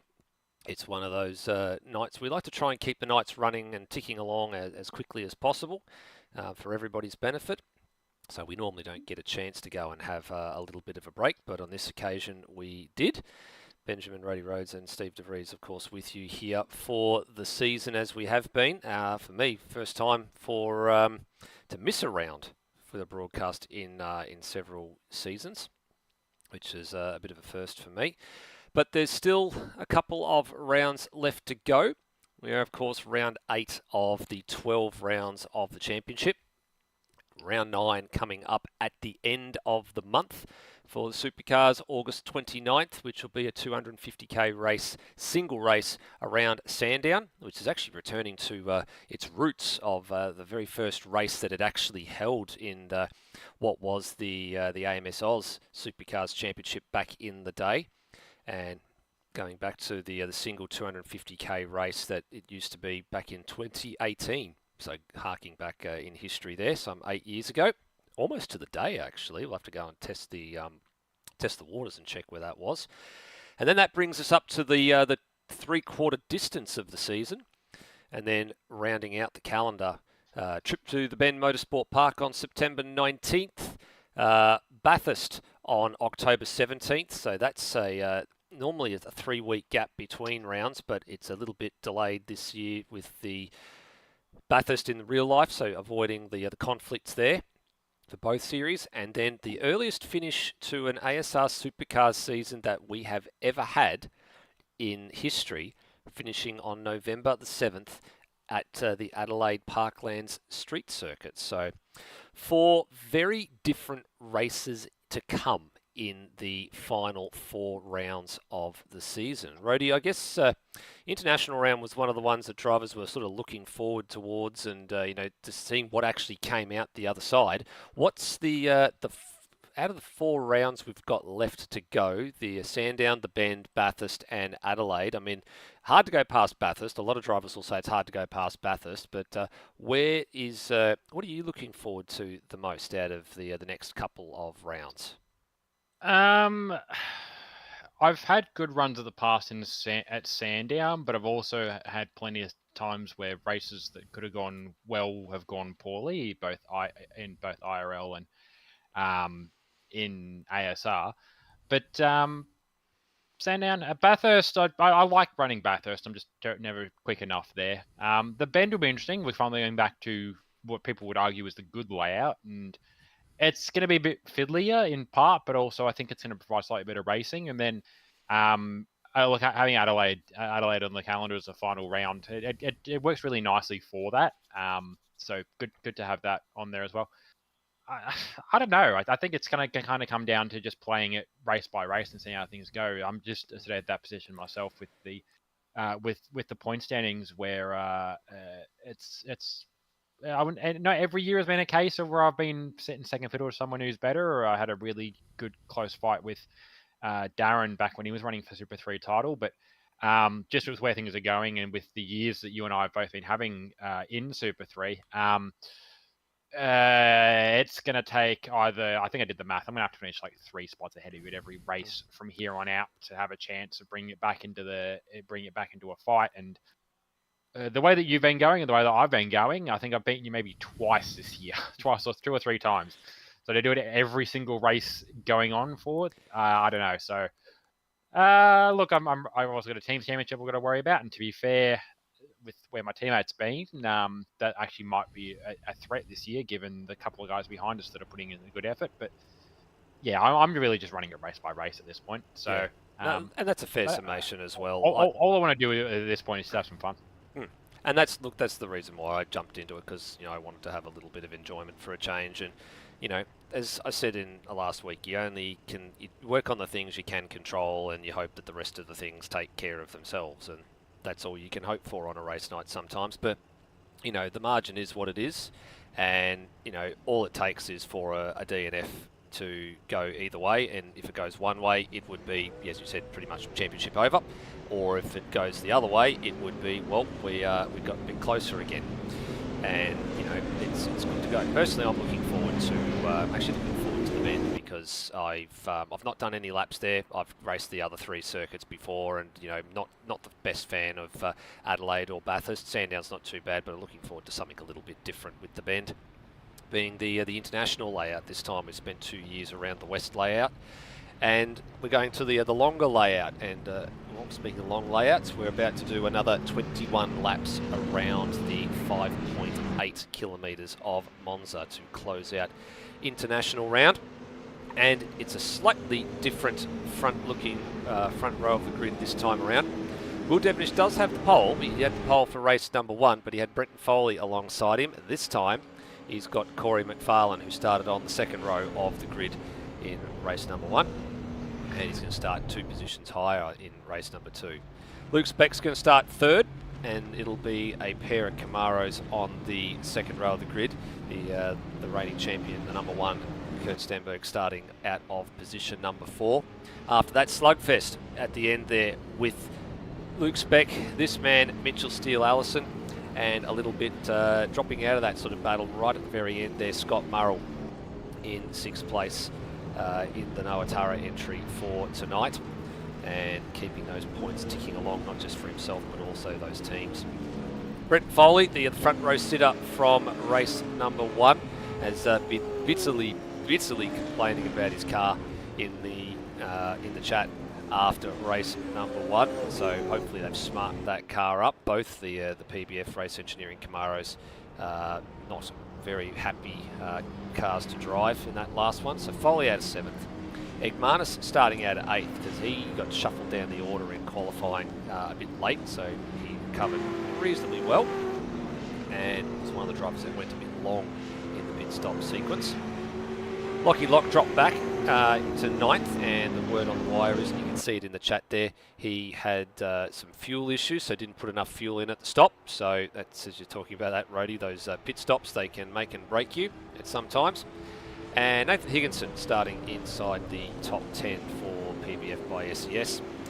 And the balance of the field will be Cam Rutledge and Darren Lognan on the 6th row of the grid, followed by Daniel Cox and Steve Warwick, who started from the pit lane, made up 2 spots by virtue of the 2 men behind him, both having to tour the lane for an extra occasion. Darryl Callaghan having done that towards the end of the race, and Brendan Ross being the first one to do so. He said, yeah, a bit weird his situation, where he wanted a bit too wide on the run down to out of Lesmo to down under the banking, and got picked up for a track infringement, having all 4 wheels outside the track limit. So it's the first time I've seen that one come up, but I've got a funny feeling I might know why with regards to the track limits, but that's what we're dealing with as they line up to take place for race number 2. So all formed up, all ready to go.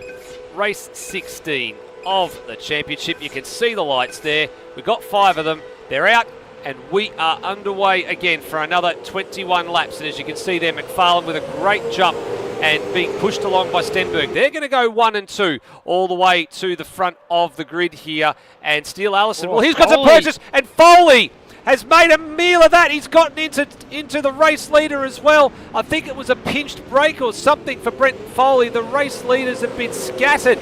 Lock up to 5th, Higginson up to 4th. He kept his nose clean and all that. Where's Foley? Is he trying to redress? He's right down the back of the field. He's in 10th place there. Major mistake for the 074. Costs the race leaders dearly. Yeah, I think any redress, I think he's effective at this point. I think he's just trying to get back going. And the biggest thing I'm surprised about, and I don't know, proximity to the start maybe, or given the amount of room to work on, I'm surprised there was no safety car after that, because I think we had probably like, by the time Foley and all their stops, we probably had half the fuel checked up in that one. But yeah, that was, I'm not sure what happened with Foley, whether he got a wheel hop or something off someone, but he was carrying way too much speed into the braking zone. Or just as Murrell's around off the end of the second Lesmo as well, so he'll drop a bunch of spots. Here's the replay of the start. So Brenton Foley right in the middle. Got a very good start, actually. He was, as you said, 7th at the starting order. He was up to 5th there. I'm just wondering, did he get caught out in the braking zone here? Yeah, he was just a bit too late on the brakes. I thought it might have been a pinched rear... pinch the rear brakes or lock the transaxle or something there. Yeah, Murrell, you can see there, he got caught in all of that as well, the teammates too. So, yeah, it was an absolute nightmare in there. Well, Rody, you know what they say about, being able to sell ice to the Eskimos, or some people can sell ice to the Eskimos. That's what you call making pea soup out of pea brain, I think. think. That's a bit of a moment. That was a bit of a fun. I think Roach just got caught out in the action of it and not realising how close the corner was. I think people were doing the standard thing, especially because they were like 3 wide. They're probably braking a bit early. Probably Roach got caught out, and then it was a passenger for the rest of that point, and it was just the unfortunate thing where no one had maybe thought about it, and it's also I think with how stringent the track is on the use of the call it the old turn 1, that people couldn't just straight line through and clear it out that way because everyone would have burnt it up doing so. But look, I was thinking that it'd be nice if we did what we did in Boxer Cup here, and in partially invert or fully invertly red. And in practice, we kind of almost done that, except for the fact that it's still going to be Will Devenish, Kurt Stenberg, and Luke Speck up in front, but Higginson currently running around in 4th. Yeah, well, that's the big news story, isn't it? Higginson's had a wonderful launch up to 4th place. Can he go on with it? I'm looking at these two on the screen here, and Luke Speck trying to go along with them. Are we about to see another showdown between the two? Is it fair to say that these two are bitter rivals, Rhodey? I wouldn't lean towards bitter. There's definitely been some better and worse times. Yes. In their interactions across the years. I think at this point they're definitely storied rivals. At this point. Storied. Okay, let's go with that. Yeah, storied is probably definitely a good. I think there's definitely going to just be something simmering there under the surface. I think they're getting to like best superstars level banter and emotion rather than it being anything that actually has any venom behind it. But Ingle versus Scaife. Yeah, but bit of that. Bit of that? Okay, right, well, let's go with that. Let's see if there's going to be another showdown between these two over the course of the next 19 laps and see if Luke Speck can stay with them. So one of the people, unfortunately, taken out by accident there in the opening sequence corners, Corey McFarlane, he's going to battle here with Curtis Igmanis, who has had a decent launch from 8th place up to 6th at the moment, which will possibly become 7th. And there it is now officially 7th as the 55 goes ahead. Oh, it just manages to keep it in bounds there. I think, Cox, what happened to him? He's gone for a wild ride and a backer shot there. Didn't quite see what on earth happened there. Foley probably part of it as well, because Foley was nearly outside of the track in the first chicane as well. So I'm going to guess something with a pair of those cars. Yeah, there they are. So something's gone quite wrong there, and Cox is trying to get himself going. Foley, I think, is going to go past. It's gone from bad to worse for PBF Race Engineering for this one, and we're going to get a bit of a look there. Actually, Foley was the innocent victim in this. It's not even his fault, I fear. So Cox going to a battle there with Callaghan, and big brake lock up. Something's failed there on the 74, and that's a massive wipeout. That's a very, very heavy hit for Cox, and at this point, you want to wind it back and have a look at this, because that's scary. At this point, I can tell that Cox obviously had an advance warning of what was coming. I hope Foley saw something or heard something before that hit came. Because, that's bad. I'm thinking just remove myself from the situation. That on a direct drive is going to hurt. Oh yeah, that is going to be quite substantial, and it's going to that car's going to be wandering both cars are going to be wandering all over the place with all of that. And in all of that, Steve Warwick came into the lane to retire as well, so I'm not quite sure what that one was all about. I did see him trundle into the lane, so he becomes our first retiree for the night. I expect these two guys are going to have no choice. They're going to have to stop. Like, Foley's trying to see what he's got underneath him at the moment, to see if it's worth continuing, but I don't know. I'm very, very surprised that hasn't resulted in more carnage. That's got to be something catastrophically went wrong on that 94 in the braking zone. I have no idea what it was. It's almost like the brake pedal went to the floor, because the car just did not stop. That, or he just had a reaction moment. He's thrown himself on the grass trying to avoid the car in front. But the problem is the cars don't stop on the grass at all. The grass is essentially treated as, the grass behaves as if it's wet at the speeds they're doing in a turn 1. So he would have effectively sped up in the braking zone. And I'm surprised, given these cars at the end of the day are based on the same damage model as the Super V8 cars in game, as probably a few other cars are as well. I know through experience that the rear quarters of the engine bay are very susceptible if you punch a car in there, even rarely likely to destroying an engine. Both cars have got pretty heavy damage there. I've just seen Cox has pulled his car into the lane. Yeah, so he's done. He's finished. Whether he's retiring damage-wise or whether he feels like he's maybe self-penalising himself, given he probably, he ultimately had some responsibility in that crash. I think also the fact that Foley's probably going to lose a lap from the damage repairs. I think probably saw the same and figured it wasn't going to continue. Yeah, well, I think it's a bit more than that. I think maybe there's been some sort of hardware failure for Daniel Cox there, because that's usually the universal signal that you're going there. And I did notice that the brake lights were on the car, or there was some sort of light on the car going around Parabolica when there shouldn't have been. So I think that he may have been just trying to bring that car to the lane and get it there. So and he's done just that.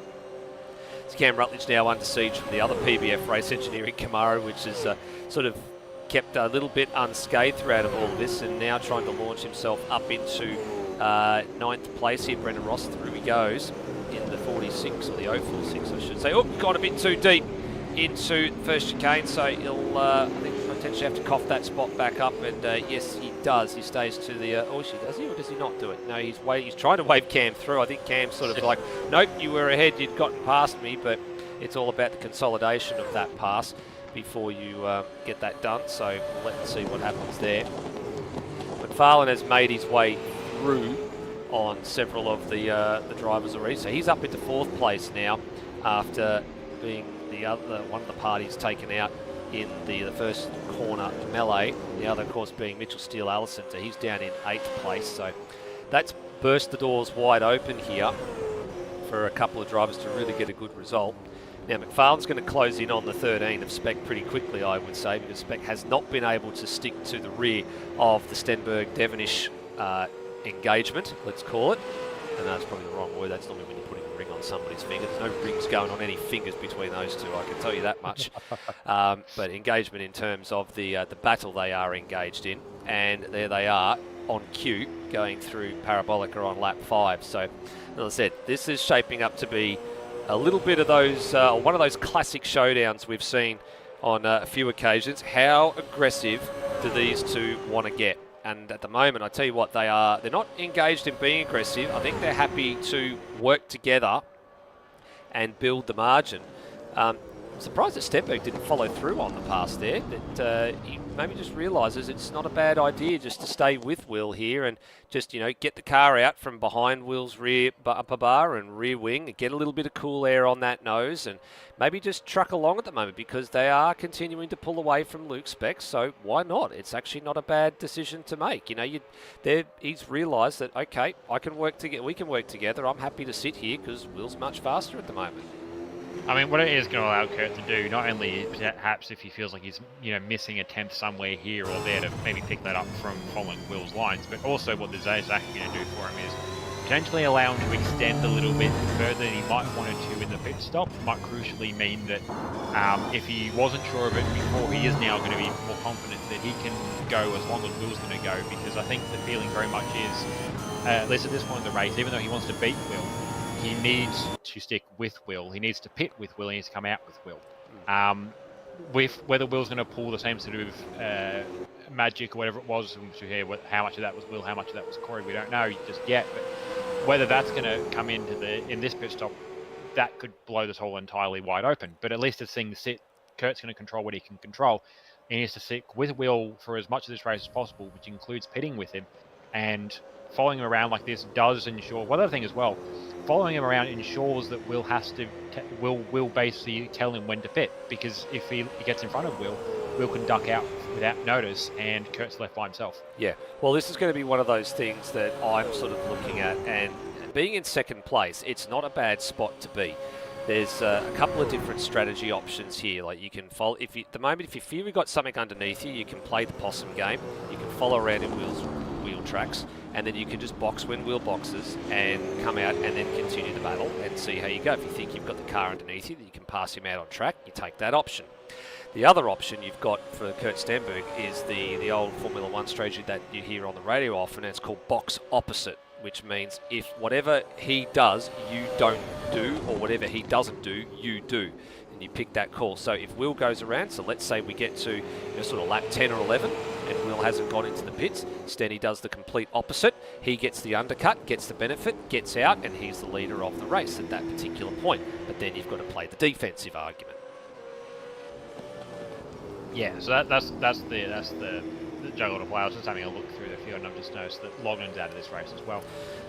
He pinched an outside brake coming to a Ascari and smacked the wall hard enough. And it's one of those weird things. He smacked the wall hard enough that he's killed his engine, and yet we've seen 2 functional plane crashes at turn 1 and no dead engines from that. It's one of those weird things that AMS does sometimes. But unfortunately, he's out of the picture. I was also checking on Foley, who's touring around currently a lap down and very much out of the picture unless a safety car comes his way. Yeah, no, there's all the sort of micro plays of the strategy, and yeah, Kurt's in a position where, look, if he plays the short-term game and tries to get ahead of Will now, he's got a potential where he's going to end up fighting Spec for third. Whereas if he sticks with Will now, he's going to lose short-term, but he's going to be in the window, hopefully, at the end where he can put a good fight to Will then. Yeah, that's right. Well, here comes McFarlane. So he's been setting some reasonable laps. He was a full 0.6 of a second quicker than Luke Speck last time around. We're going to get a read on that again this time around. As Stenberg does a 48.5, sets the fastest lap of the race. McFarlane's 49.2 plays Speck's 50.2, so it's a full second a lap faster last time around for the 55. So he's making some good inroads here. So a little bit of damage that he did sustain from the opening lap and opening corner contact hasn't hampered his progress too much. He's just on a bit of a recovery mission here. And he's only 8 seconds off the lead of the race. So it's not an insurmountable thing to do. And he did have good car speed, especially through that opening phase of the opening race, where he was out in front, he was able to gap the field, and as Devonish started to come back at him, the tyres that Devonish had underneath him sort of fell away. So it's good pace from Corey, but then Will sort of raised it to another level in the second half of the race. He's right there now on the back of Luke Speck, so this will be a pass at one of 3 parts of the circuit. One here at this corner, which is a little bit too far back to do, but he's just going to sit there quite nicely. 2 down at Parabolica, which is usually unlikely because you're then just going to get repassed down the front straight. And 3, I think it's most likely going to be turn 1. That's the usual debate here. And you can see McFarlane's trying to get the slipstream here. He's going to try and go through, but he'll then open himself up to being repassed again down the front straight. So you'd have to have a pretty good run off of here, and Speck would have to have a pretty poor run to, stop a repass from happening at the opening sequence of corners. Let's see how it goes. And he's just dipped a couple of tyres in the outside there. And I'm not 100% sure Speck's close enough here to really make a fist of this down to turn 1. No, he's coming. He's coming in. I don't think he's going to get a pass done. He is slowly dragging back in on him. I get the impression with Speck, I was just watching his run out of Parabolica there, I get the impression that like he knows he could, and that's going to help him in the long term as well.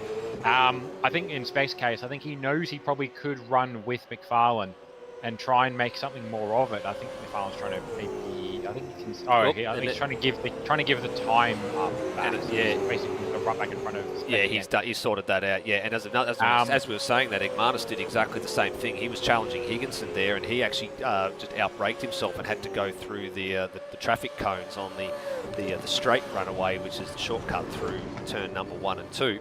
And he's now come out behind Steele Allison, who himself, actually Steele Allison's done a fairly decent job here to recover from, he was near the back of the field after. He actually copped the worst of it at that turn 1 incident on lap 1 and has recovered quite well. So good turn of speed from him in the number 24, and might be some team orders coming in the next few minutes or so, I would say. There's a possibility, yeah. It depends on where the two of them are floating. Higginson's typically an SES driver, so I'm not sure if he's sitting with the PBF drivers tonight or not. But yeah, potentially a little bit of a flash of the lights, just a hello, I'm here. But yeah, no, it's just in Speck's case. I get the impression, even if I very much get the impression, even though he is very much in this stage where he doubts his pace sometimes in Gen 3. I very much get the impression he probably could pass McFarlane, at least in the position he was sitting. But the way he was driving off the corner suggested he was maybe trying to leave a little bit in reserve, whether it's for fuel, whether it's for tyres, I'm not sure. But Spec is one of the guys that is more inclined to think the big picture, think the strategy options. His race for him might not even be with McFarlane. Again, I'm not sure who it would be with, given his the next closest competitor on pace from race 1 is, about 10 seconds behind him. But I don't know. He's thinking bigger picture. So I think he's just trying to get the car around to a pit stop window, and then he'll go from there. And Higginson, not really under much pressure there from Steele Allison, but he's just pinched a rear and put himself through the runoff. Third driver in the last 2 tours to do that, to make a mistake at turn 1 and 2, and have to run through the other runoff road there. Burn a track cut in the process, I am sure. We'll get the rear as they come down to the first chicane here this time around. Wait to see what the timing screen says as they go across the stripe. And for Higginson, yep, he has definitely registered a track cut in sector number 1, and Steele Allison all over the back of him now as well. Igmanis behind them in 7th with Lock 8th. They're a couple of seconds away. Cam Rutledge is holding on here in front of Brendan Ross, who's not been doing too badly, and his last lap time actually a little bit slower than Cam, so that's why Cam's currently just opened that margin up. And then you've got Scott Murrell back there as well, Rady. That's the interesting story for me, because he wasn't in the initial contact situation at turn number 1 and 2 on lap 1, but he was sort of caught up in the second part of it. Whoops! And as we're talking about this, we're talking about pitting at the same time, or box opposite. The leaders have pitted at the same time here, and McFarlane follows. Okay, so this is now a very interesting bit of strategy about to go on here, because Spec's going around again, and the top 3 all pitting on the same lap. So this is now a very much who's got the best pit stop, and who's got the best sets of tyres, and who can make this work, as Higginson joins them, and I can see it looks like it might be Rutledge in the background also potentially coming in as well. Oh dear, there was some contact there at pit entry. I'm wondering did Ross run up the back of Rutledge just there? He might have. I just seen Ross has pulled over on the pit lane entry line. So wow, yeah, there's a big old dent. There's a big old dent in the rear of that car.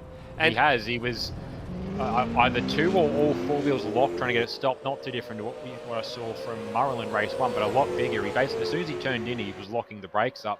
He got it stopped, and I think he might have been stopping there to try and even out the average time, so that because maybe he was concerned that he'd blown through. But yeah, that was very lucky to get that stopped at all. Well, here's the replay here, and Rutledge coming into the lane, so getting it stopped there. Oh, it was a last minute decision for us. Oh, jeez, check the slide out.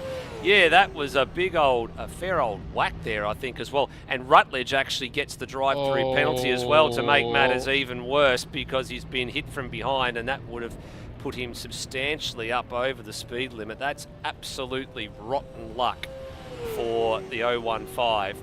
Clearly not his fault, but nothing you can do about it. That's going to sting. Oh, actually, hang on. I've just noticed McFarlane's in the wall. Oh, he is too. Yeah, he is as well. I've just seen him there as well. What on earth is going on? This is a very, very unusual race here. We'll have to get a bit of a word here. Did he blown the engine or something on the change? I reckon he might have. So up and here we go. We can see 4th, and then 3rd, 2nd, 1st, and yeah, I'm wondering, has he blown an engine here going down on the... Yeah, I reckon he has. Yeah, engine shut off and done. No, it's weird. Something's happened. It's not like... Well, no. I don't know. It's not like blowing. He's out of the race, is what that matters. I didn't hear engine fire, but I don't know. I don't know. I don't know what's happened there. That wasn't an engine fire issue, but like he was blipping it pretty hard on both downshifts. It didn't pop, but yeah. So he's out. Rossi's out. Probably again, so self-addressing, given that he's given Cam a drive-through for his balls up. 2 for 2 for the PBF cars, not having a really good race in the second race. Yeah, this has been a very, very, we've had 3 races around Monza in the last 7 days, and they've all been fairly clean, and it's the last race where everybody starts to get a little bit silly and a little bit interested in pushing the envelope a little bit too much. and we're just waiting to see a few things pan out here. And you've got to be careful of that blend line. Yep, got to go all the way down before you can move over. And I think we've seen everybody doing that so far tonight. So that leaves 11 runners in the race here. And the only drivers yet to stop at the top 3, Spec, Igmanus and Murrell. And I'm fully expecting to probably see Spec in this lap. Yep, he's a bit shallow off the final corner, so he'll be coming to the lane. And he comes to the lane on lap 12. So he goes 2 laps longer than Devonish and Stenberg. And I think because he knew that McFarlane had pulled over, that he could afford to go that little bit longer. And Igmanus, I think, is going to go round again. And he does. So that's the same trick that he pulled last time. And Murrell behind coming into the lane behind Spec. Oop, Yeah, and he locked it up as well coming into the lane too, so he might have to be a bit careful here. There go the effective race leaders down the main straight. The other thing that is the gamble offers on it for, I suppose, for any of the guys pitting at this point, it's a gamble at any point, and to play around in any race is trying to put yourself around and to fall into traffic, because that will help you get back up to speed, give you a bit of slipstream to work with, and so on and so forth. But I think that's what we're going to probably maybe see. Maybe from the likes of Igmanus, he could just be pushing long, as we saw from Darren in the first race, is trying to open up the strategy options back into the race, see how things fall. But given what has transpired in the first half of this race, look, to be fair, the damage model is, being a bit picky and choosy about when it applies. Safety car could be the same, but I'd dare say we've tried pretty hard in the first half of this race to call the safety car, and one hasn't come out so far. So if Igmanus' strategy is relying on one, I don't see one coming at this point. Nope, and it's been one of those races where a lot of the incidents, apart from that opening corner incident, I'm surprised that didn't trigger a safety car, to be honest. And I'll tell you what, if you're Igmanus, you need one right now, because you just run a bit wider to Scary, and he's gathered it up, so he didn't lose too much time there. But just looking at the pit stop windows and things here, he's probably going to come out somewhere around Scott Murrell, Darryl Callaghan. I think that's where he's expected to sit now after that little trip across the grass. So he's the last one to stop at this point. And then we will resume, the effective leaders of the race will resume their battle. Yep, when you shallow off the final corner like that, that's a sure sign you're coming in. And there we go, that cleanses the field and returns the lead of the race to his teammate. Still under the gun from Stenberg here, who's just been quite content to sit behind him all race long so far. There really hasn't been any major threats to make a passing move here. Now, I don't know about you, Rody, but this has got to feel a little bit strenuous on Will Devonish here, as he gets a little bit of a shove for good measure from Stenberg in the braking zone here, just ups the ante a little bit. This has got to be a little bit, sort of strenuous for Will, not sort of knowing what to do in this situation. He knows that Stenberg is just sitting there, and he could easily pass him, and they could play leapfrog at will here. But it's about not knowing when the moment's going to come and being able to be prepared and react to that moment when it comes. Well, yeah, it's probably not too different trying to defend in F1, given that within, again, that same sort of second window, DRS is active and they can just essentially just pass you on command. I think we're in a similar position here where if Stenberg wanted to, fairly easily, not quite DRS easy, but he could just, pull the final 10th out and just get past Will like that within a straight. So I think maybe in Will's position, given that you know that's happening at some point, you need to flip the script on it. You need to almost, at the point where you think Stenberg is going to pass you, you need to be in the position to pass him. So you need to, whether you fluff a run or whether you just give up time, you almost need to force him to pass you somewhere and but keep yourself within that second window, so that then where you thought he'd pass you coming into the parabolica or on the run to the parabolica in the last lap, you're the one passing him. Yeah. The argument with that is making sure you don't do that too early, because then Kurt can flip that around on you, and if you're doing a lap ahead, then right, okay, I'll just be slow out of the first chicane. Oh, okay, well, okay, if you're going to give me the run to the second chicane, I'll give you the run to the first Lesmo. And basically you're going to get the same sort of. I'm trying to think when we've had this sort of stuff before. Actually, I mean, a good example actually is Monza F1 in qualifying when nobody wants to be the lead car. You'd have that in this race, and I mean they've got 18 seconds to wiggle wrist, so they can afford to do it to a point. They're not going to hand the win to Specky on a silver platter, but they can absolutely, if they really want to go in games at that far at the end, they can have to spend the last lap just fudging exits out of every corner to try and get in position so that they're that car in second coming on to the second last straight. Will tried to break it on that lap. He tried to break it open by getting out to a second margin across the start-finish line and trying to push the envelope a little bit too much and open up the margin, which he actually successfully did. But now it's swung back the other way on this lap, and Stenberg's recovered about 4.5 tenths of it. So, and there you see out of the Lesmo 2 here, margins opening back up again slowly. We'll get down to sector number 2 marker here at the end of the Scari, and you'll see that it's probably blown up to about nearly or close to a second again. And that marker comes up just on the other side of here. We'll get another read on it. It's at 5.8. It's actually 6 3/4 now. So it's actually been pegged back a little bit through the chicane. So Stenberg did a pretty good job there. So this is the interesting phase of the race. So Will knows that something's going to be coming, and the only way to really break it is to get out and try and build a margin and try and put an insurance policy in place. And for Stenberg, all he's got to do is just try and stick with it as closely as he can for the next couple of laps and be in position to have a go in the last 2 laps, I would say. So they're miles clear of Luke Speck at the moment. Margin between them about a second, so it's still a fair way to go there.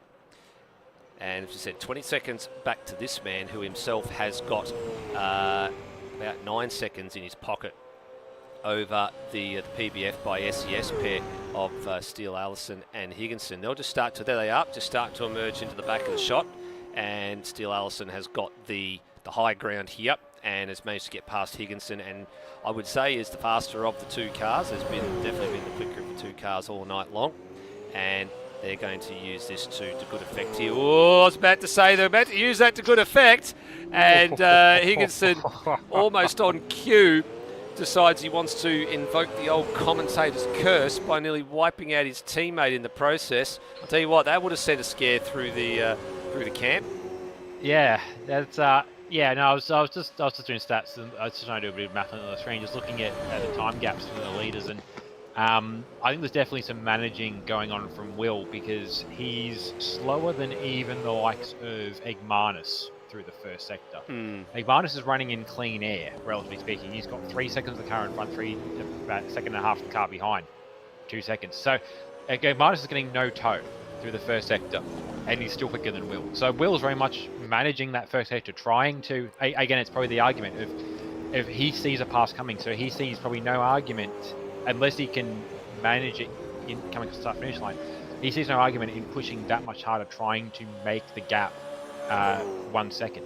So I think he knows a pass is coming, and he's trying to counter strategy against it. Yeah, but you remember what you were just saying about Egmanus being faster than Will at particular points in time. His tyres are some 3 to 4 laps newer as well than Will's, so he's got the benefit of that at the moment and is really putting them to good use. He's actually doing his best to try and hunt down Lockie Lockyer, who stopped a couple of laps earlier than him. And if you look at the lap times there between the two of them, personal best last time for Egmanus, a 48.7 to Locke's 49.4, so it's quite a substantial swing in favour of the 51, and he's got plenty of time left on the clock to mow down these last 3.5 seconds. He does, yeah. It's not impossible, it's just down to tyres. I mean, Stenberg's running pretty good running, but granted, Stenberg's is offset by the fact he's in slipstream the entire run so far, but he's on the same tyre, same tyre ages as Will, and is doing much better runs in that first sector, because that's where he's bringing himself back into within half a second, and then Will stretches it back out to 3/4 of a second by the end of the lap. But yeah, I get the impression that Will in theory probably could check out. I think he's just figured that it's going to be nigh on impossible for him to check out, and based on that, a pass is coming. So he needs to out-strategize that pass. He needs to be prepared to counter that pass somewhere on the line, whether it's defensively or whether it's going on the other foot and making the pass happen in a place that suits him better. But I get the impression it's not going to be a simple run to the line.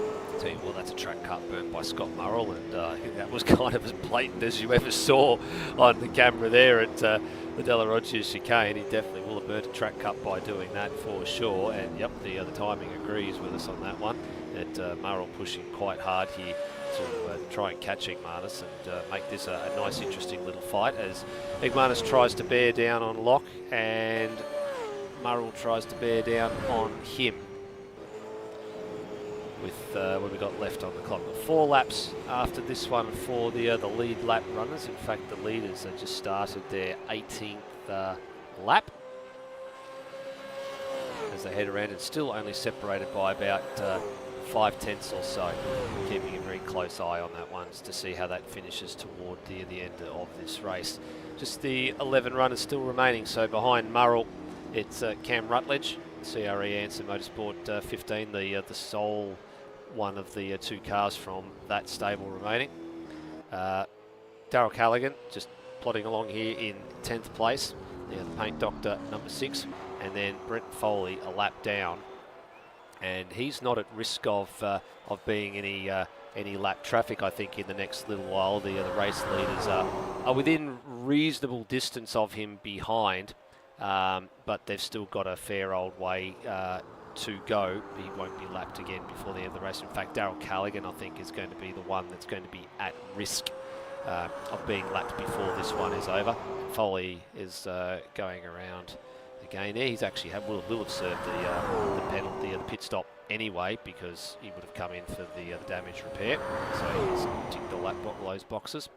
You can see there's Callaghan, and there's the race leaders right behind him. So he's only got the run about halfway down the back straight down to Parabolica to take care of here. And right, now it's starting to get interesting. So Stenberg had a good run off Ascari. He throws down a little bit of a how you going to Will Devenish on the outside on the approach to Parabolica, so you can't really go the long way around there.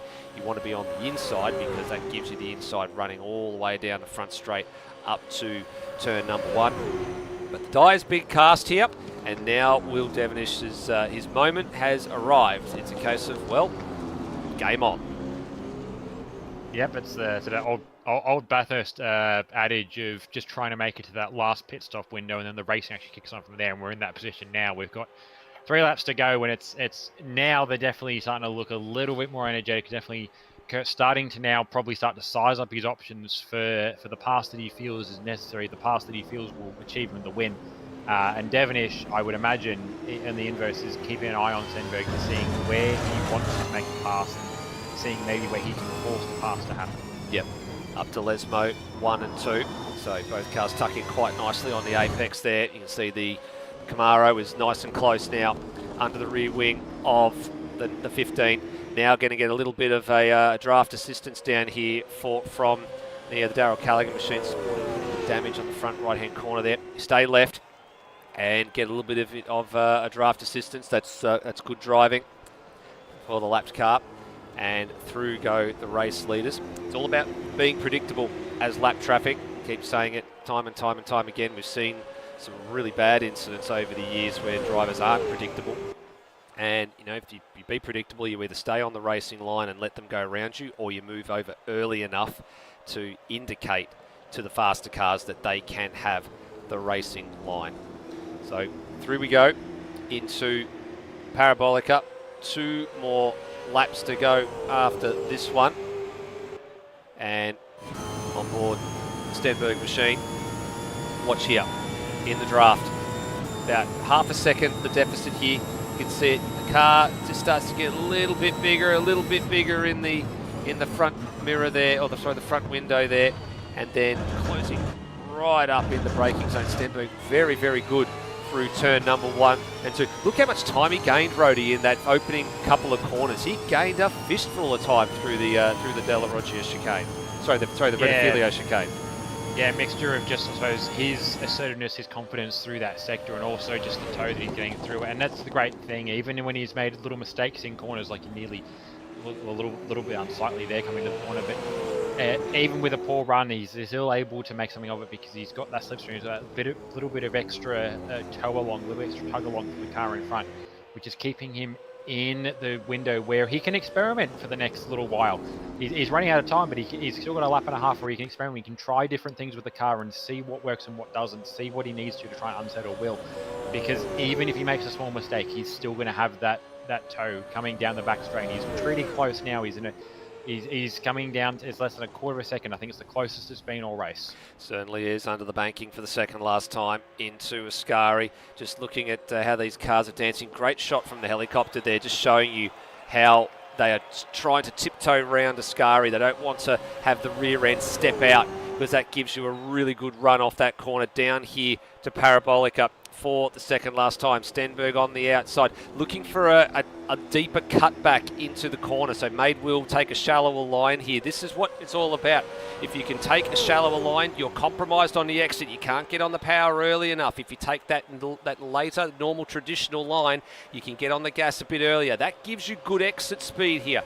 It puts you right in the toe here. And he sweeps to the inside. That's exactly what he's done. He's calculated that move pretty well, but deep on the brakes goes Devonish. He outbrakes himself. He's going to have to shortcut the chicane. You can't keep the spot by doing that if you've gone through, and he knows it. He gives up the spot to Stenberg. Well, that's part of the job done. He's now got to play the catch-up argument. Stenberg leads the race.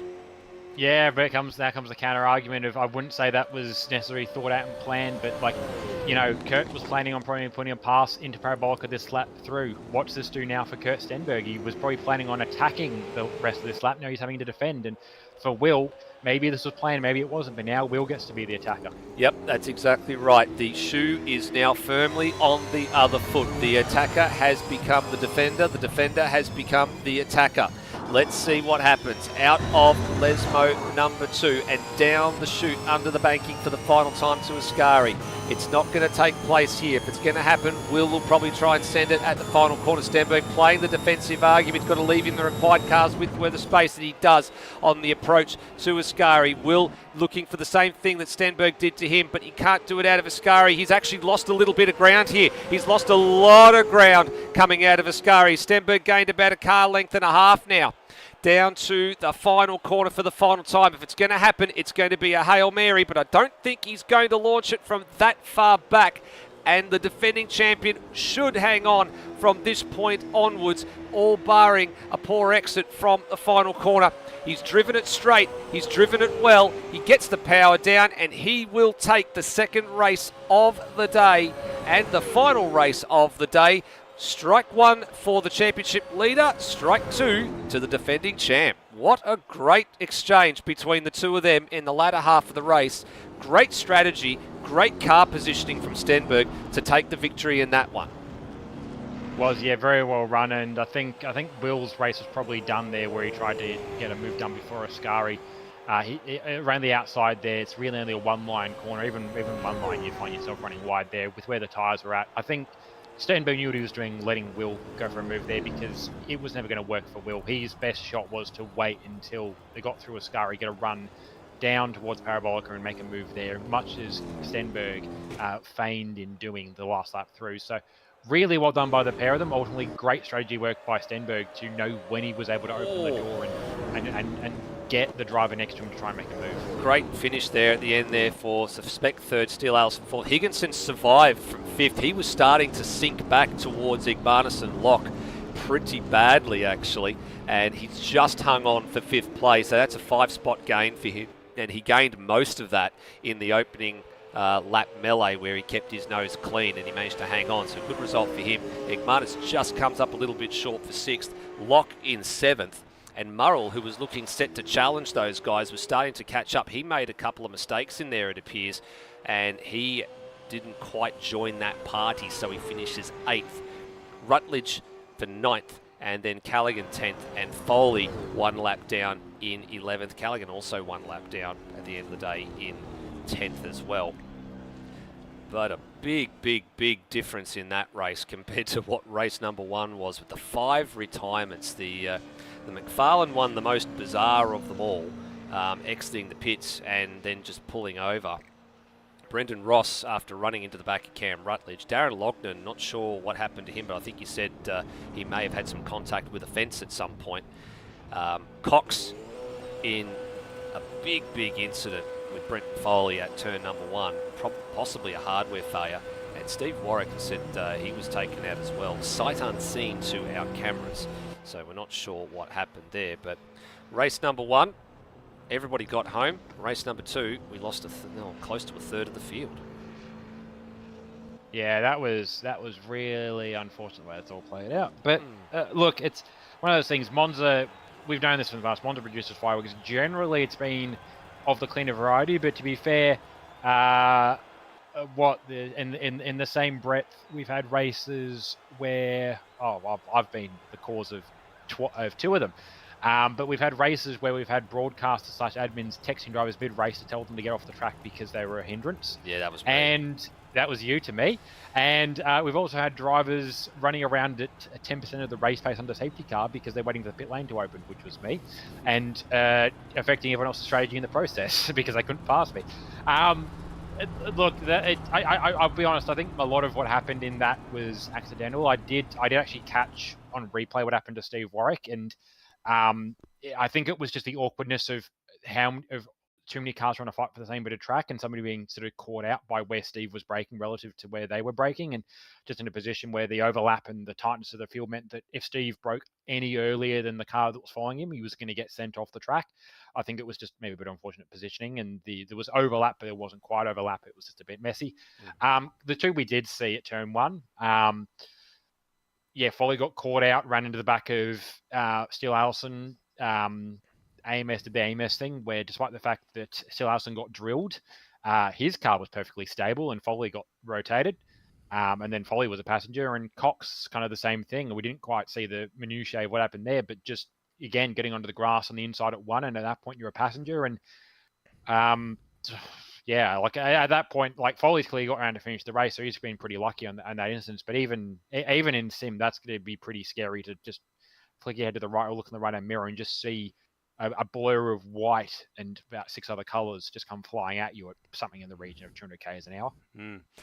Well, is the 8th race or the 8th round of the season is finished, and for you, Rody, I guess that means if you want to grab anybody to have a little chat, I think it's probably about time. I think it's probably clear who the top 3 for the round happen to be. It'll be Will Devonish with a first and a second. It'll be Kurt Stenberg with a first and a third, I think it is for him. First and a fourth will be second overall, and I'm pretty sure Luke Speck with his 2 thirds will be the third placed overall. And I'm happy to be corrected if I'm wrong for the second and third placed gentlemen there, but I'm pretty sure that's how it will pan out. Sounds about right. Doing a quick bit of head math, yeah, that would be the case. So one other person I would like to snag is McFarlane, but I get the impression that he might have disappeared already. Yeah, I think probably worthwhile. Probably worthwhile. We might leave the old Corey McFarlane alone. I think tonight he's probably kicking himself a little bit after the downshift stuff there. So the top 3 hopefully come and join us in the next few moments or so. And we'll see what happens there. So as we said, there's still a couple of rounds to go. So the Sandown round on August 29th, which means the Development Series round will be on the 22nd of August. So that one the week prior.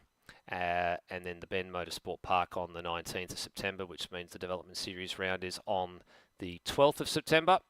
And then we get into the big ones with Bathurst coming along the round after that in October. The traditional Bathurst month, I think, is how we tend to call it.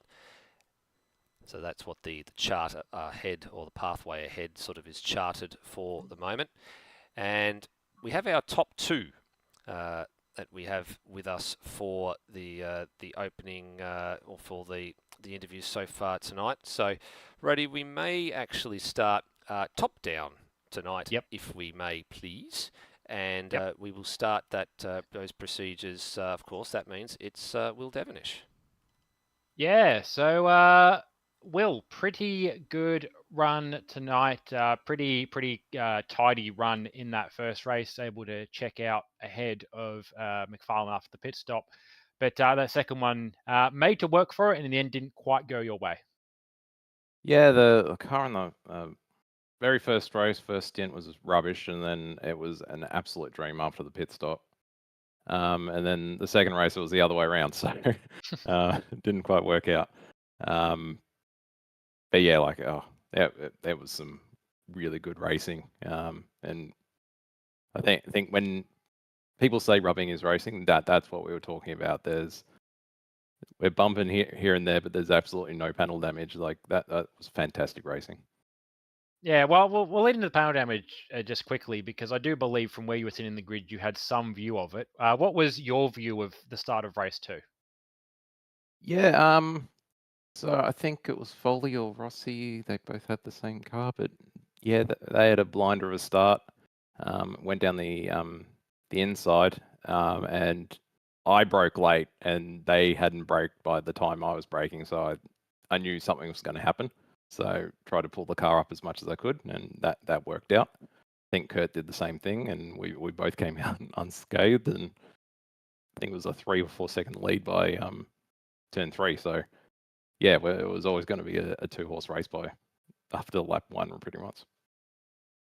Absolutely. I mean, generally speaking, that was a very good race for you guys and a great little fight towards the end of the picture. Obviously, now we're done at Monza.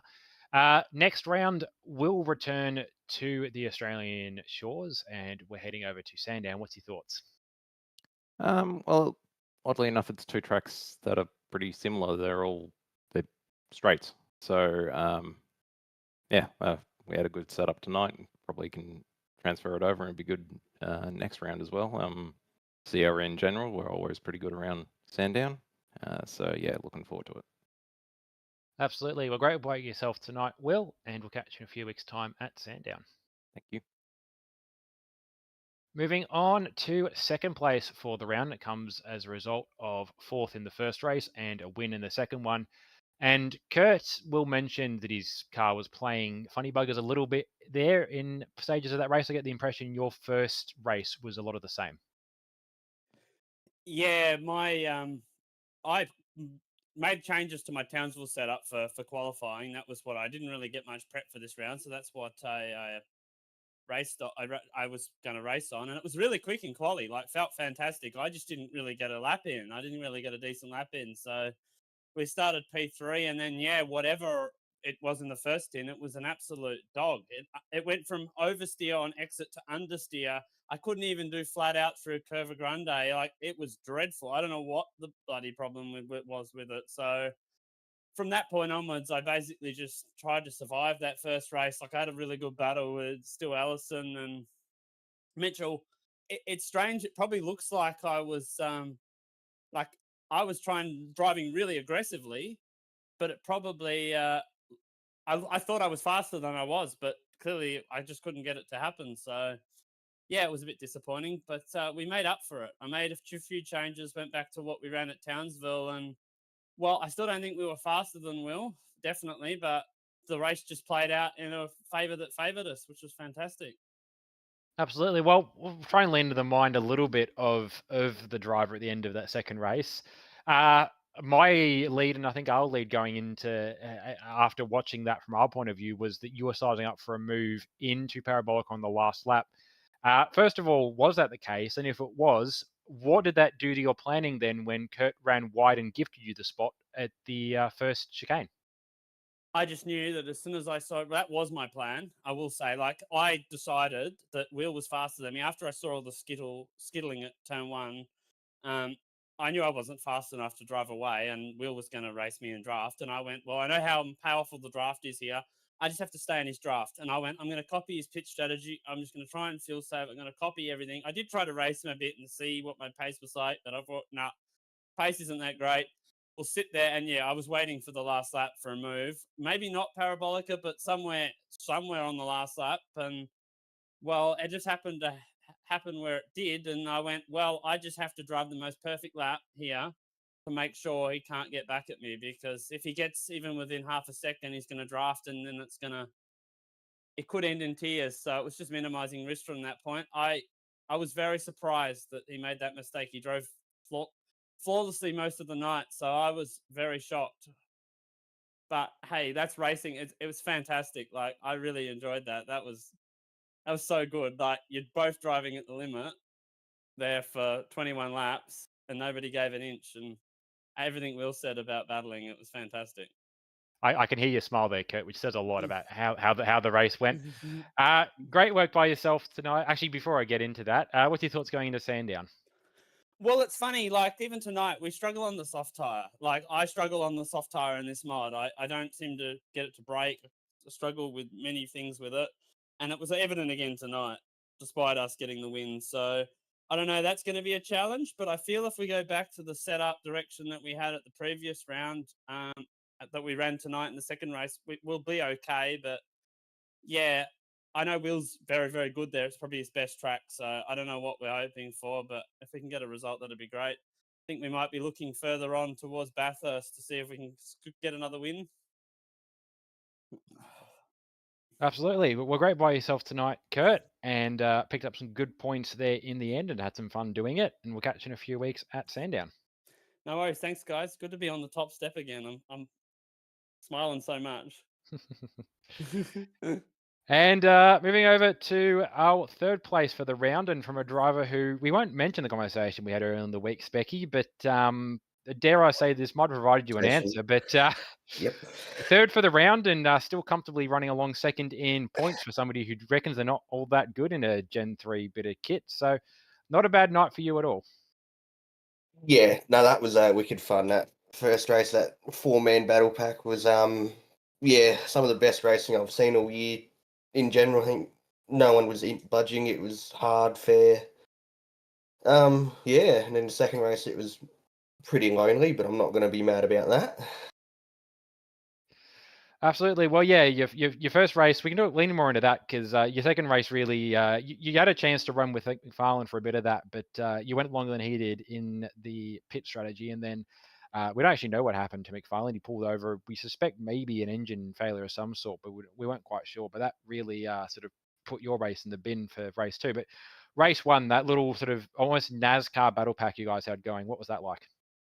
Yeah, that was wicked. Good fun. In that first half of the race, I was fuel saving a lot I was saving half a litre a lap to try to undercut in pit and go long. Worked okay-ish, and then, that last 4 or 5 laps was absolutely wicked. You know, Scott, Mitch and Stenny just putting on an absolute show as well, and it was wicked to be a part of. It was very good fun. Absolutely. Well, going on to the next round at Sandown, what's your thoughts? Another fun. It'll be fun. It'll be very similar to the car we had tonight, which was really dialed. So hopefully a few minor changes here and there, a few spring rate changes, maybe a bit of camber, and hopefully on the money again. Very good. Well, great work tonight, Specky, as you sit there and it was still a pretty good hold on second. I think you're waiting a few rounds until Kurt's going to come knocking on your door for that position. But great work by yourself tonight, Specky. I'm going to see you in a few weeks' time at Sandown. Awesome. Thank you, guys. And that has been our podium sitters. Thank you, Roddy. As always, it's. I think we got the impression from everybody that was just interviewed that all three of them very, very happy tonight. I think I agree with you. I could tell in Kurt's voice he was very, very happy. He was smiling from behind that microphone. I think it was clear as day. Well, that concludes the 8th round of the championship. 2/3 of the way through the season we are now, and we're going to get into the business end of things very, very soon. Sandown, The Bend, Bathurst, and Adelaide to go. We'll see you in 3 weeks for the next one. Until next time, drive safe and bye for now.